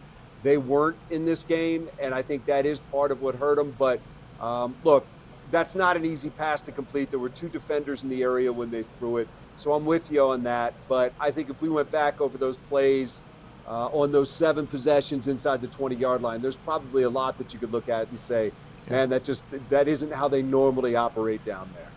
Hey, Dan, and you brought up the defense, and I definitely wanted to touch on that for a second. They hold them to 20 points. Second straight week they hold a team to 20 points. Of course, Hutch had an almost record day, 4.5 sacks. What are you seeing from the defense so far that you take away? D-line play. Well, I think they've given up a couple big plays in the 2 weeks, and I think that's what they want to stop. I think if you look at the defense, save for that 41-yard pass to Godwin where there was a coverage breakdown, they did a pretty good job in this game. Mm-hmm. And I just think if you go back to the Rams game, even there were a couple of big plays in that, a missed tackle that led to a 60-plus yard reception that I think set the Rams up to Tyler Johnson. So I think that there's some good things happening on defense. I really love the way Levi's playing, man. He's bringing everything that he had in camp into the regular season. He's a factor out there. Reeder only had 25 snaps. His role is going to continue to grow. The secondary, Terrion's figuring things out. I think we've seen the flags, 4 significant penalties against him so far in 2 weeks. He's figuring things out like rookies have to do, but they're 4th against the run right now through 2 weeks. Not a big sample size, but does kind of go back to what they did last year when they were 2nd in the league against the run. So I like a lot of the things I'm seeing on defense, and I do feel like that pass rush is going to continue to rev up. And with Levi in there, with Reeder coming in, with Hutch being Hutch, and Alim being able to do what he can do, and then you pepper up the guys in when Davenport gets back. Yeah. I think there's some good things happening on that side of the ball. We still need to see it. It's only 2 weeks. Here's the one thing I didn't like in that game. You take the lead, and they come right back and score on the next possession. Yeah. It's almost like in baseball. Maz, I've watched a million baseball games. When you take the lead, what do you want from your pitcher the next time you go out? You want a shutdown inning. Yep. And man, if the Lions could have found some way to stop the Bucs on that ensuing possession, get some momentum, get the ball back, go down and score, it's a different game. But that's credit to Tampa Bay. They went down and scored, and Mayfield did a lot of that on his own. The last 22 were from his legs. So that was kind of the one possession in that game where I was like, man, if you could find a way to stop them there, maybe it's a different game. Dan Miller, the king of the comeback joke, and nothing like a good comeback joke. You talked about the legs of Baker Mayfield. Look, the quarterback that they're going against this week coming up, his legs are a little better. His legs are a little younger. That's Kyler Murray. With Alex Anzalone out, Jack Campbell's now coming into that role. Are you comfortable with Jack Campbell going against Jack Campbell in this role for the Detroit Lions? Yeah, I'm comfortable with Jack's athleticism. He can fly around the field. I mean, he's a big dude that can move everywhere. And look, I'd love to have Alex in there, and we'll see what happens over the rest of the week in terms of protocol and him getting out of it and being ready to go. But the problem is, Braylon, as you were alluding to, it's Kyler Murray, who's playing with a ton of confidence right now. And a huge He's got chip. 4 touchdowns. Go ahead. I said, and a huge chip on his shoulder, sorry. Oh, no doubt.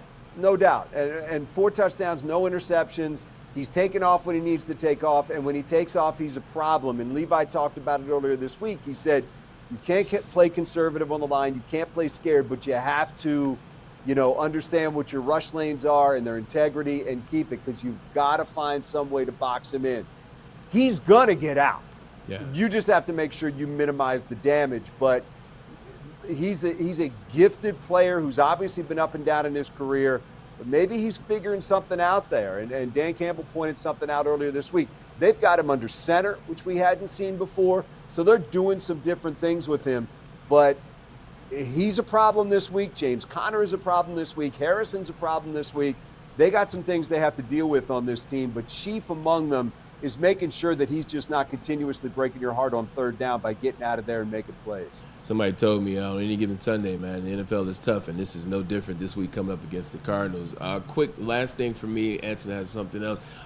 With the Detroit Lions, with Marvin Harrison. Go ahead, Anson. I'm sorry. I lost my thought. That's fine. So, Dan, this whole last 2 years, Detroit fans have been chomping at the bit for Jameson Williams. Yeah. We want to see what this guy can do. This whole offseason, we have seen a push and a commitment that this guy was going to be a major part of the offense, that he was going to take that next step. Now, we've seen that. He's number 2 in the league right now in total yards for receivers. What I have seen, though, on the other side of that is the disappearance of Laporta. So how much is the push to elevate J-Mo's game taking away from the development of Laporta, and is it something that you think we're going to see in week 3 that the Lions get back to on the offensive side of the ball? I think the thing you have to do is take what's available to you. Again, they're number 2 in the league in total offense, so there's obviously something good happening here. Laporta's a great player. He's one of the best tight ends in this league, and you would love to see him get more involved, and he will get more involved. I don't think that's directly related to J-Mo. I just think whether he and Goff aren't on the same page, or they're taking him away, or Goff's just looking somewhere else. It's like week 1. Was there a problem with Amon-Ra? And we asked the coaches, and we asked Jared Goff, did they do something to take Amon-Ra away? And they said, no, we just went somewhere else. So, want to see more from Laporta, want to see him more involved. But I will say this, when you have Gibbs, Montgomery, Laporta, just the names I named before, J-Mo, all the guys that they have in this team, there's going to be some guys that don't get theirs each week. Now, we're going to see more production from Laporta than we've seen over the last 2 weeks. I'm just not overly concerned about it. I've just seen too much from him. Now he wasn't out there apparently early in practice today, so we'll see what happens. But I think it's easy sometimes to miss the big picture and get caught up in the minutia and start thinking there's something wrong, when sometimes it's just a given week, it's a blip, and the guy comes back next week and catches 8 for 80 and has a touchdown. So I think that's what you'll see from Laporta when he's healthy and out there and ready to go. this was just one of those weeks where the sum with 463 was, the parts didn't add up to it with what they did in the red zone. So I guess that's a really, really long way of saying I'm not overly concerned. I love what I'm seeing from J-Mo. I'm seeing a full route tree. I'm seeing him catch the ball all over the field. And as I've said to you guys before, if he ends up with 60 to 80 catches, his numbers, I think, are going to be pretty impressive because he can take anything, anywhere, and make it into a big play. Dan, how fun is it doing the 11 o'clock sports now with the Tigers? I mean, I know you've watched 1 million baseball games. So have I. And this time, as of tonight. As of tonight, man. Let me. I feel I'm on the edge of my seat. I've got a stress ball in my hand. I feel like I'm in a playoff run here, and it's fantastic.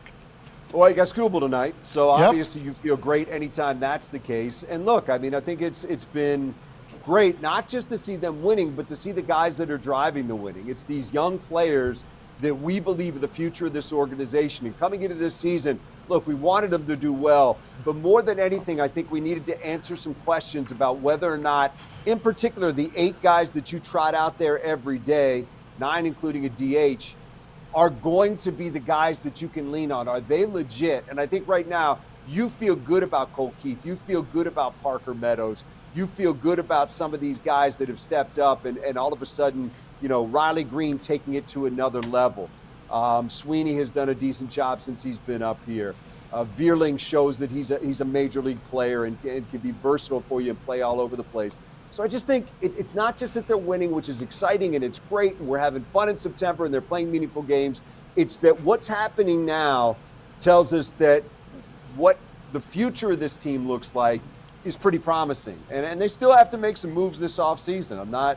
We can't just sit pat. In particular, they're going to need to find some pitching, I think. But I just love what we're seeing from these young players. I love the way Meadows has come back and what he must have done down in Toledo, whatever it was. Torque still a little shaky in there, but guys, this has been fun, but I think it's been meaningful because of what it means to the future. He is the best voice in NFL radio, Detroit Lions voice, Dan Miller. Always appreciate you, and go Tigers.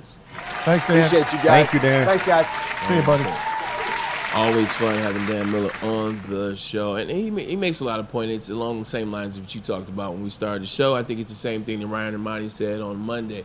Just calm down. Relax. You got a lot of weapons. The Lions are going to be who they were last year. They're going to be even better. Sometimes it just takes a second to get cooking. It takes a second to get on the same page. And you got Jamison Williams. You got to get him into the rotation. You have Tim Patrick now. You got to get him into that third position, that third spot. So it'll take some time. And I think that's what the players are realizing too. Jared Goff said, hey, I need to calm down a little bit. I need to not press as much. So, they will calm down and they will not press. Yeah. I think so. Pete, you want to take a break right here? Sure. Let's take a break right here, man. Let's pay some more of these bills, if you will. Let's get a voice in from, I believe it's New Holland Tailgate. Let's do the tailgate. Why don't you do that first? Their pregame. Go ahead. Well, there it is. It's the pregame show with the guy on my list. Yes, do it up. No, do it up. You good, Bray. I got you. Okay. Well, you got it on me, so let's talk about what you're going to do before game time. I got you. All right? It starts off with Woodward and Maine. We've got an old school legend in Terry Foster and a new school legend in Matt Broder. These guys are going to start your day off from 8 to 9. You can check out everything that you need for game day as well as your fantasy lineups, all that good stuff. And it's brought to you by Tangerine Space Machine, one of my favorite things to say.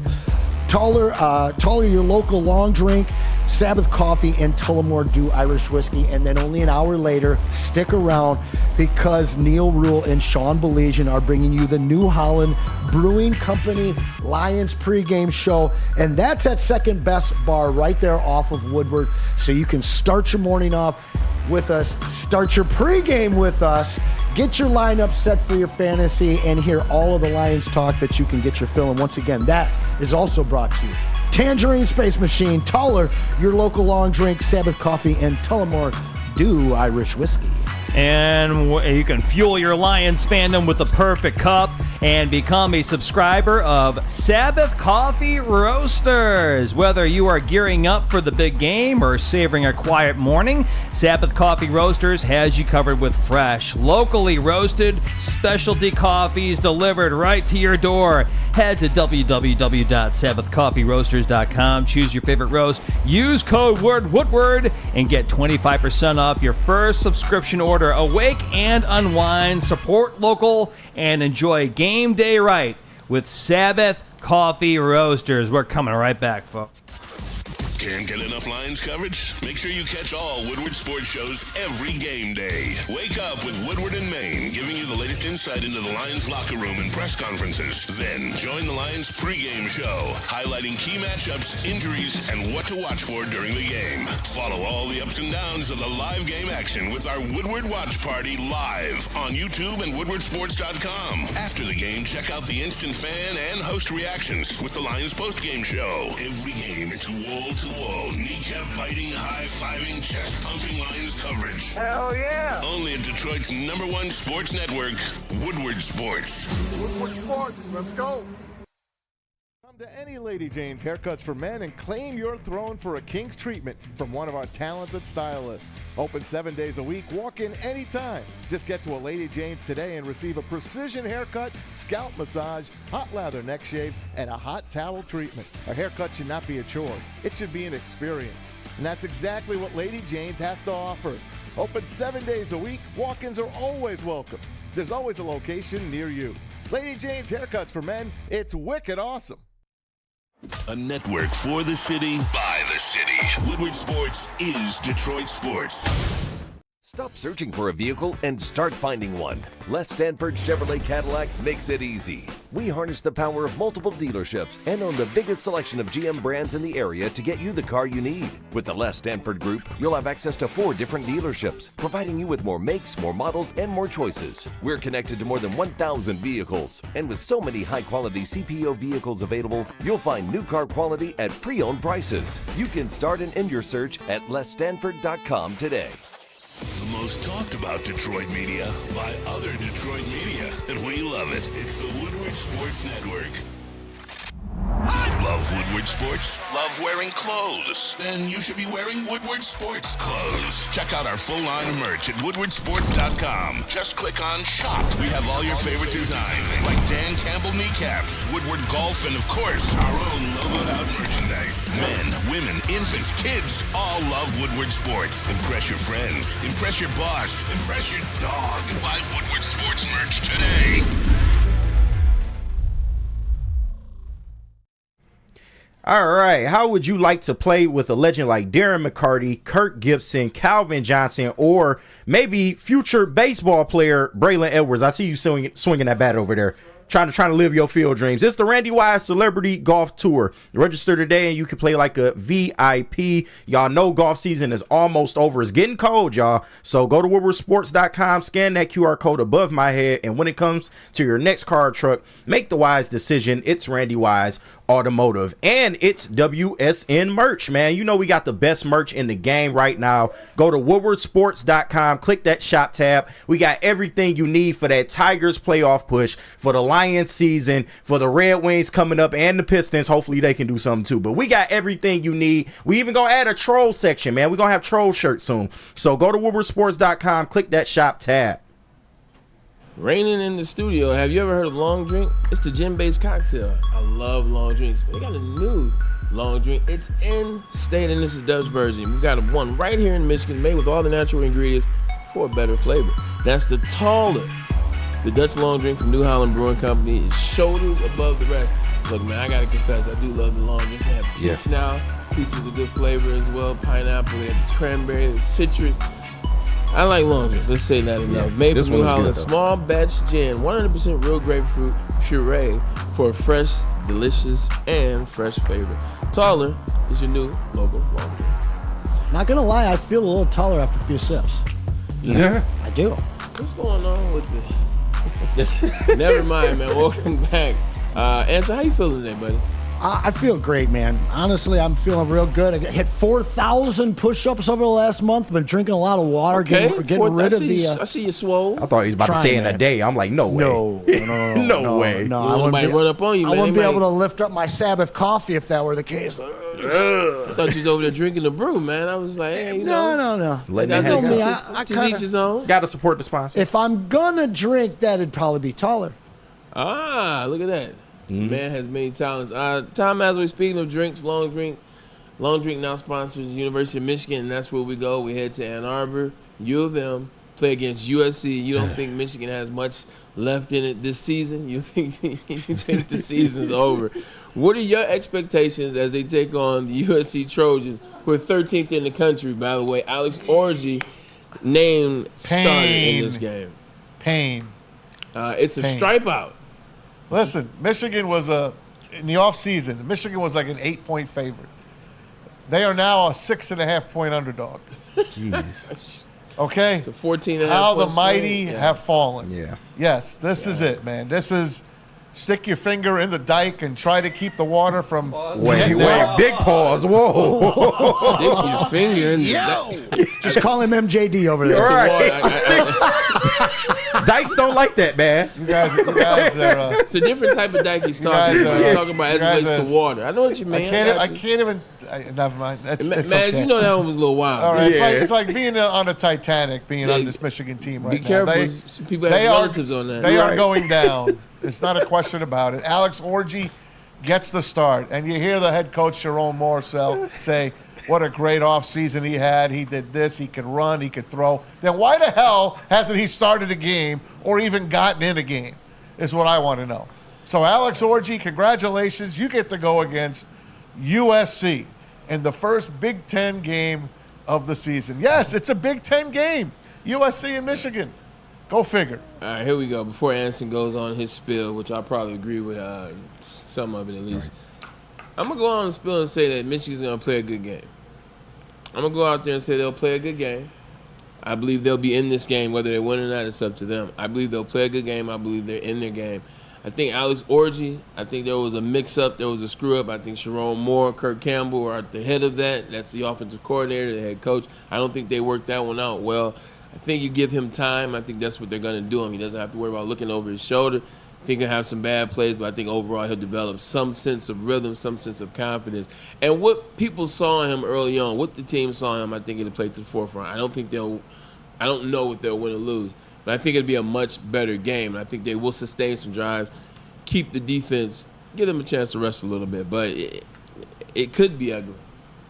Some sense of rhythm and confidence. And you're speaking about that with your quarterback that you guys truly need to choose. It sounds like you have chosen one for at least this week. But I think that sense of rhythm and confidence is needed not only by the quarterback position, but by the entire team, by their fan base, who is normally not short on confidence, as well as their coaching staff. Yeah. Now, it's strange that you could release a generational quarterback that goes number one overall and have a better team this year.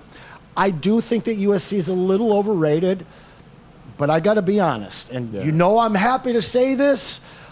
I don't think that Michigan should be rated right now based on what they've shown us on the field. I know they're returning champs. Yeah. And I know that they deserve that. They might lose that number in front of their name after this week. Mm-hmm. That being said, this team, if they can find that sense of rhythm, regain their confidence, and understand that they still have a hell of a lot of personnel that can go out and win games, this is a game that can be won for them.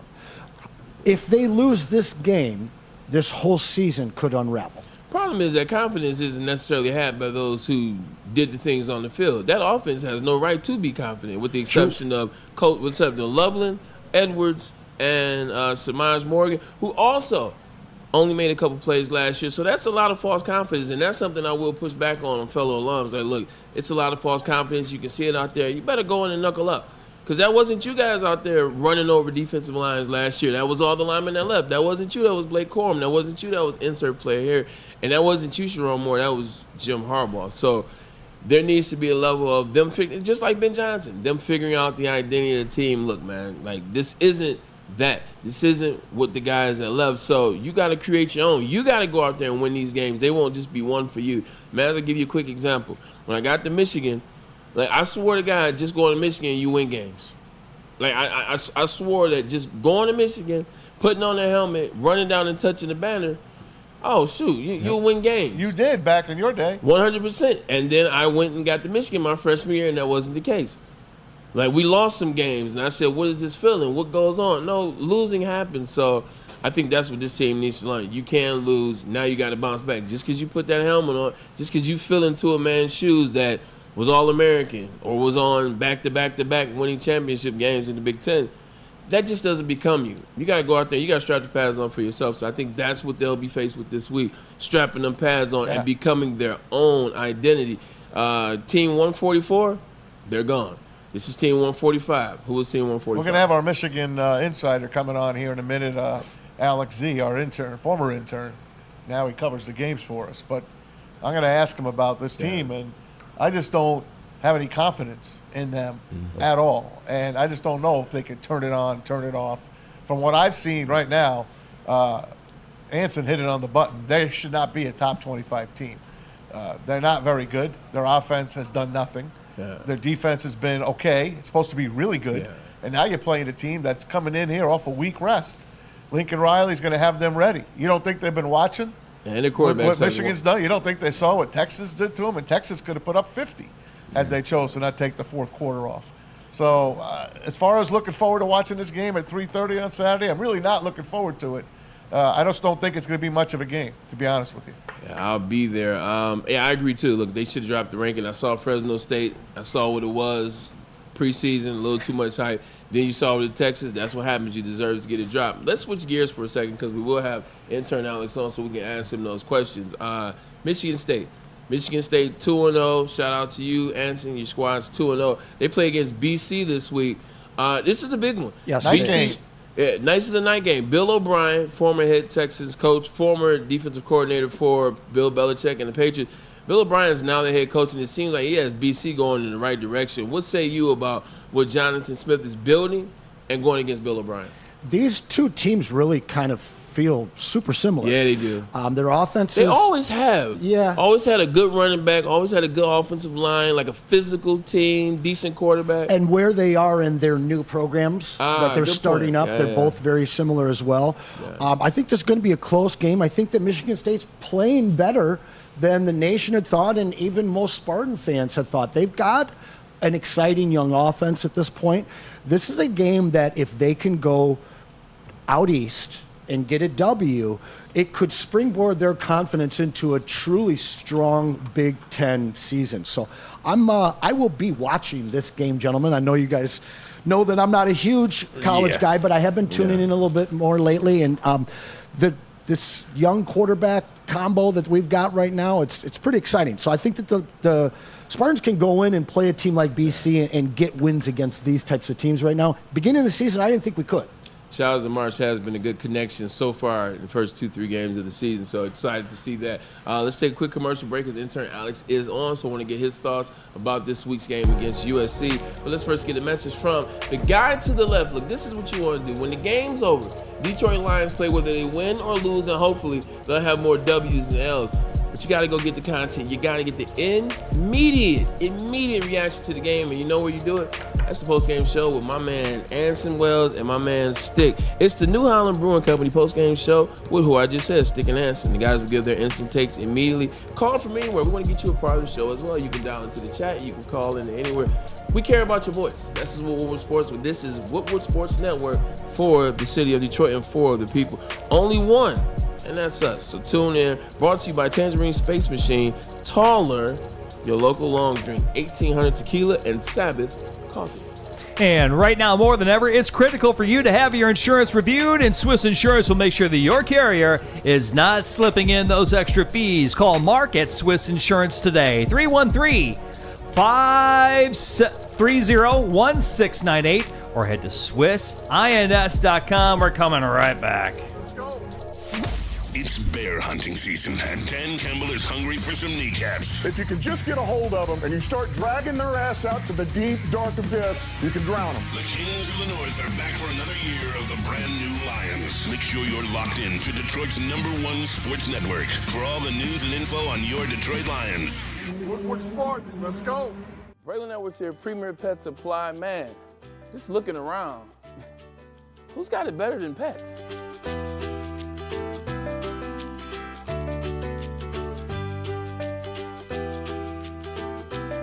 Come on, a baby stroller for Coda?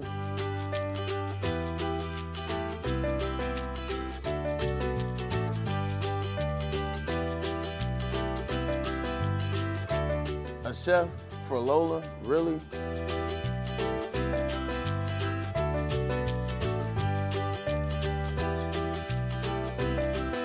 You don't have to tell me who the real boss here is.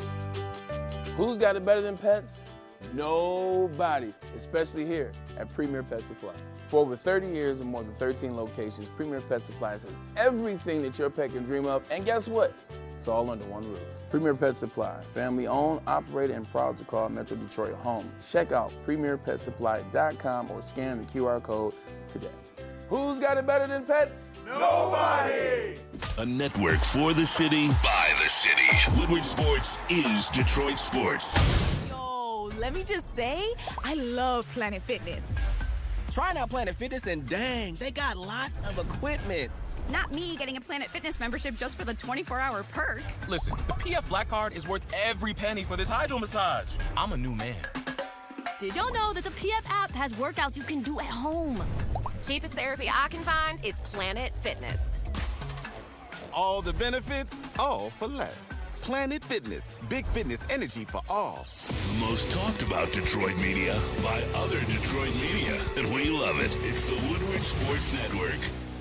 To any Lady Jane's Haircuts for Men and claim your throne for a king's treatment from one of our talented stylists. Open 7 days a week, walk in anytime. Just get to a Lady Jane's today and receive a precision haircut, scalp massage, hot lather neck shave, and a hot towel treatment. A haircut should not be a chore. It should be an experience. And that's exactly what Lady Jane's has to offer. Open 7 days a week, walk-ins are always welcome. There's always a location near you. Lady Jane's Haircuts for Men, it's wicked awesome. The countdown to kickoff is here. Your Detroit Lions are ready for another season of grit. Woodward Sports is your #1 destination for all breaking news and Lions coverage. We are Detroit's #1 sports network. We are Woodward Sports. It's coming in. It's that time of the year. It's coming close. Have you ever thought about volunteering, but you didn't know where to start? Start with the Salvation Army's Red Kettle campaign. Visit registertoring.com to sign up for shifts. You'll have an option to choose a 2-hour session at a physical Red Kettle site. Those are the ones you see in front of stores. Or participate in a virtual bell ringing shift to raise funds from the comfort of your own home. Virtual bell ringers could sign up, begin raising funds at any time. And it runs through Christmas Eve. Traditional bell ringing begins Friday, November the 7th. Friday, November 7th, right through Christmas Eve, excluding Thanksgiving and Sundays. To sign up for volunteer shifts at the Salvation Army, you want to visit registertoring.com. That's registertoring.com. And if you want to know where the best Lions pregame party is going to be on September 30th, you can join us now at Detroit's very own Second Best Bar. Located at 42 Watson Street for the ultimate fan experience. Enjoy some smooth Tullamore Dew Irish whiskey, and while catching the Woodward Sports pregame show only at Second Best Bar. Come get some. If you are dealing with divorce, child custody, visitation, or other family law issues, you have nothing to worry about, because Kevin and Catherine at KDK Law in Birmingham will absolutely have your back. They got 10 plus years of experience and that all-important 24/7 availability. See that QR code? Give it a scan or give them a call at 248-971-0476 and make sure that you mention Woodward Sports sent you, so that they'll give you those free filing fees. KDK Law, they got your back. That's a lot going on, man. If you got all that going on, right, man, you're in trouble. You need Even some help. just one of them, you got to call. 100%. Before we get into it, Alex said, look, man, that Salvation Army deal, man, that's real, man. If you can't sign up, volunteer, and ring. I remember being a kid, working with the Salvation Army. I remember ringing those bells. I just remember the feeling when people would give, and then you give the money, and it sounds like not a lot, and you look at the little small hole and the dollars and the change. Man, that stuff adds up. No And doubt. there's a lot of families out there that can use it during the holidays, man. It's nothing like hearing those bells when you walk into the grocery store, walk out, like somebody can be doing some good. So I appreciate if you saw. I volunteered before, but I'm speaking from experience. It's no better feeling. With that being said, it's no better feeling than being in Ann Arbor on a Saturday day. But now we got him on Wednesday. My man, Alex Intern. What's going on, buddy? Hey, Alex. I'm doing good, we're finally out of the non-conference schedule. Things don't look as great as they've been before, but, we got a whole Big Ten season ahead of us, and that's what really matters in this era of college football. So positive. I'll start here. Shut up, Casey. Shut up. I'll start here. Alex Orji named the starting quarterback for the University of Michigan Wolverines. A lot of people feel like if he wasn't the starter back in training camp or if he wasn't in spring, then why are we so excited now? I'm asking you, why are you excited that Alex has been named the starting quarterback moving into the Saturday against USC? Yeah, so for me, the reason I'm really excited about Alex Orji being named the starter is it feels like he just has more upside than Davis Warren, Davis Warren does not really bring anything to the table when it comes to an elite arm or running talent or anything like that, but Alex Orji's legs have been talked about all offseason long as an X factor for this offense that could take it to the next level. And then from another aspect, it seems like everyone in the Michigan community, whether you're a fan, player, or even coach, expected Orji to be the starter going into week one. So now that I thought he is the starter, I did too. I mean, we all did. I don't think anyone expected Davis Warren to be the starter except maybe himself. So I think that will also just bring another renewed sense of confidence for Michigan as a team, having the guy they all expected to go into battle with each week, taking the snaps. Yeah, taking those steps. You talk about USC, you talk about Michigan. USC ranked 13. They beat LSU first night of the season. Michigan lost to Texas. That's where we get the rankings. Going into this game, I have this weird confidence level. Break down the numbers. I know you're the numbers guy. Talk about USC and what they've been so far this season and what the team is that Michigan's going against this Saturday. Yeah, so USC, they're all about offense, obviously, as a Lincoln Riley team. But yeah, Miller Moss is looking like a first-round pick at quarterback. He did great against LSU. Yeah, he did. One thing to really know about the Lincoln Riley offense is even though they're pass first, a ton of those passes come from play action. About 43% through their first 2 games have been passes off of play action. But the thing that I think is even bigger to talk about this year with USC is how good their defense has played through 2 games. They have a new defensive coordinator in Deanton Lynn, who came from the same lineage as Jesse Minter and Mike McDonald on the Ravens. And this defense is doing really well. They have 4 sacks through 2 games, and they are allowing only a slightly worse NFL passer rating than Michigan is on the year. So this USC team isn't one I expect to just roll over and Michigan be able to run for 300 yards on them like they have been able to maybe in previous years. How about the running game, Alex? It seems to have woken up a little bit without Donovan Edwards really doing his thing. What's your take on the Michigan running game going, Farrell? Yeah, the Michigan run game definitely got a lot of benefit from playing one of the worst defenses in college football last week in Arkansas State, but 300 yards on the ground is 300 yards on the ground no matter who you play. The biggest takeaway I have from Michigan's running game so far this season is I really think Cloud Mullings needs to be the running back one and taking the snaps. Donovan Edwards has a long speed, he has a brand name he yells at, but when you actually watch, Cloud Mullings has been moving the ball at a way more efficient rate this year. He has a better ball carrier vision, he's more patient setting up his blocks, and he can also go through contact better, all of which are areas where Donovan Edwards kind of struggled. And then another area of the run game that I really think Michigan needs to improve on and make a change is they've been rotating centers all season long, and I feel like now that we're getting into game like Big Ten play and the conference schedule, Sherrone Moore and Grant Newsome really need to sit down and figure out if they want Greg Crippen or Dominic Jadis starting and playing every series at center, because we're at the time of the season where you can't really just be rotating in, seeing who wins a job.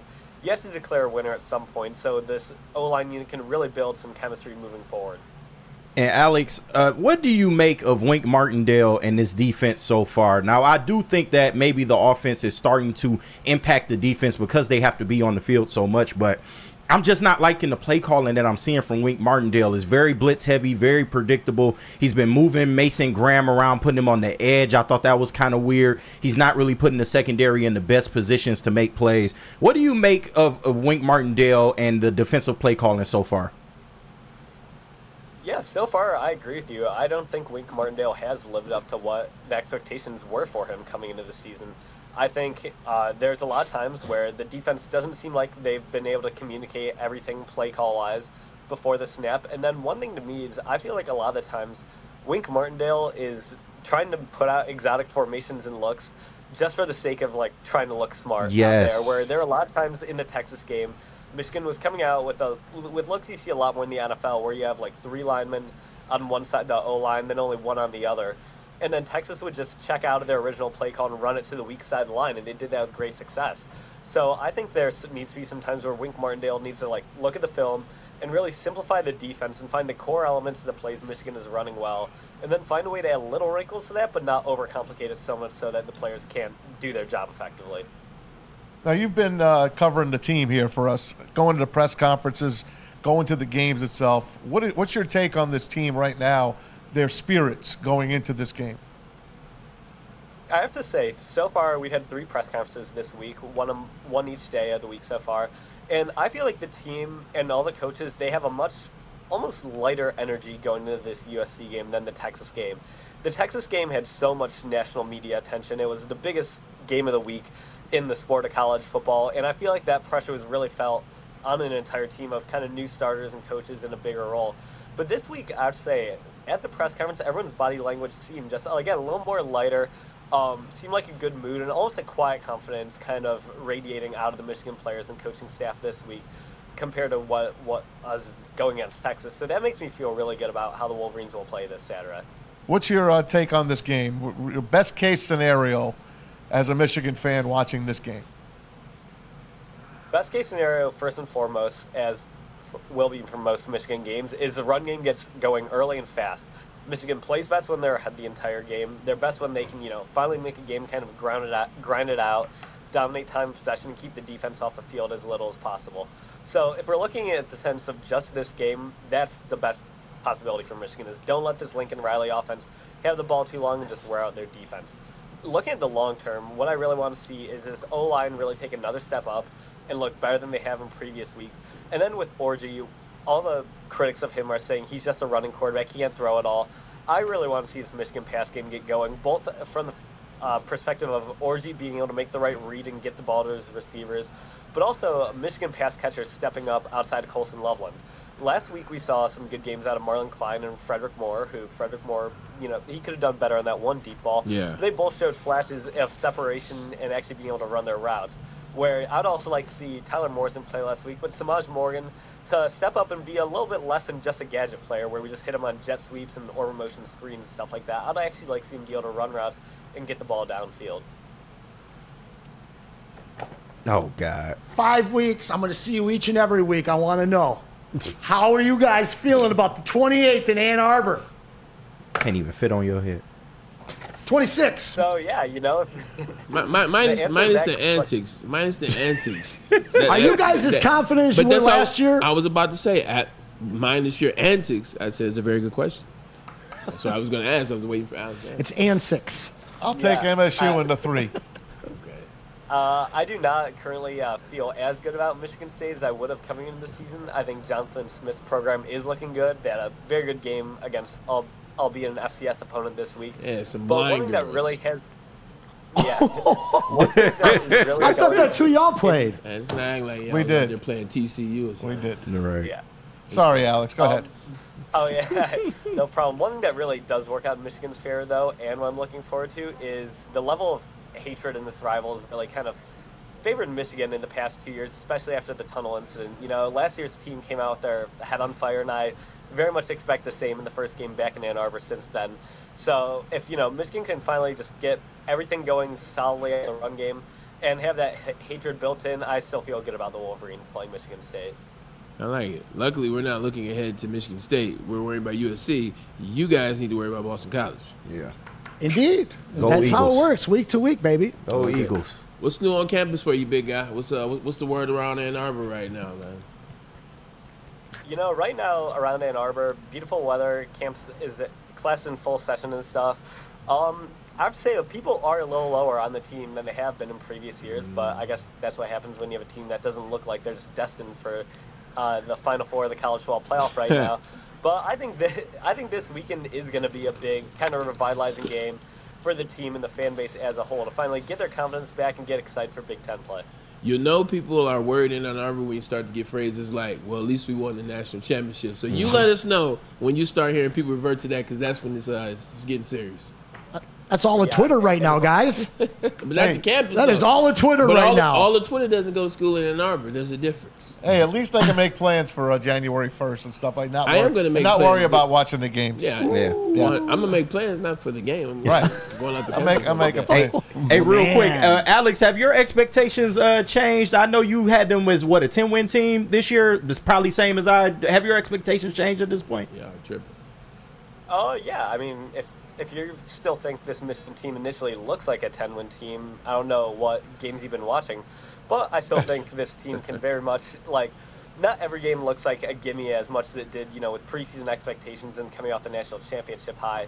But I still think if this team really pulls it together, they can make a run, get to 9-3, maybe if they get really hot towards the end, get to 10-2 and find their way in the college football playoff. Oh, my God. Yeah. So while my expectations have shifted, I do not think, I don't think they really could get hot and win the national championship or maybe make a deep playoff run.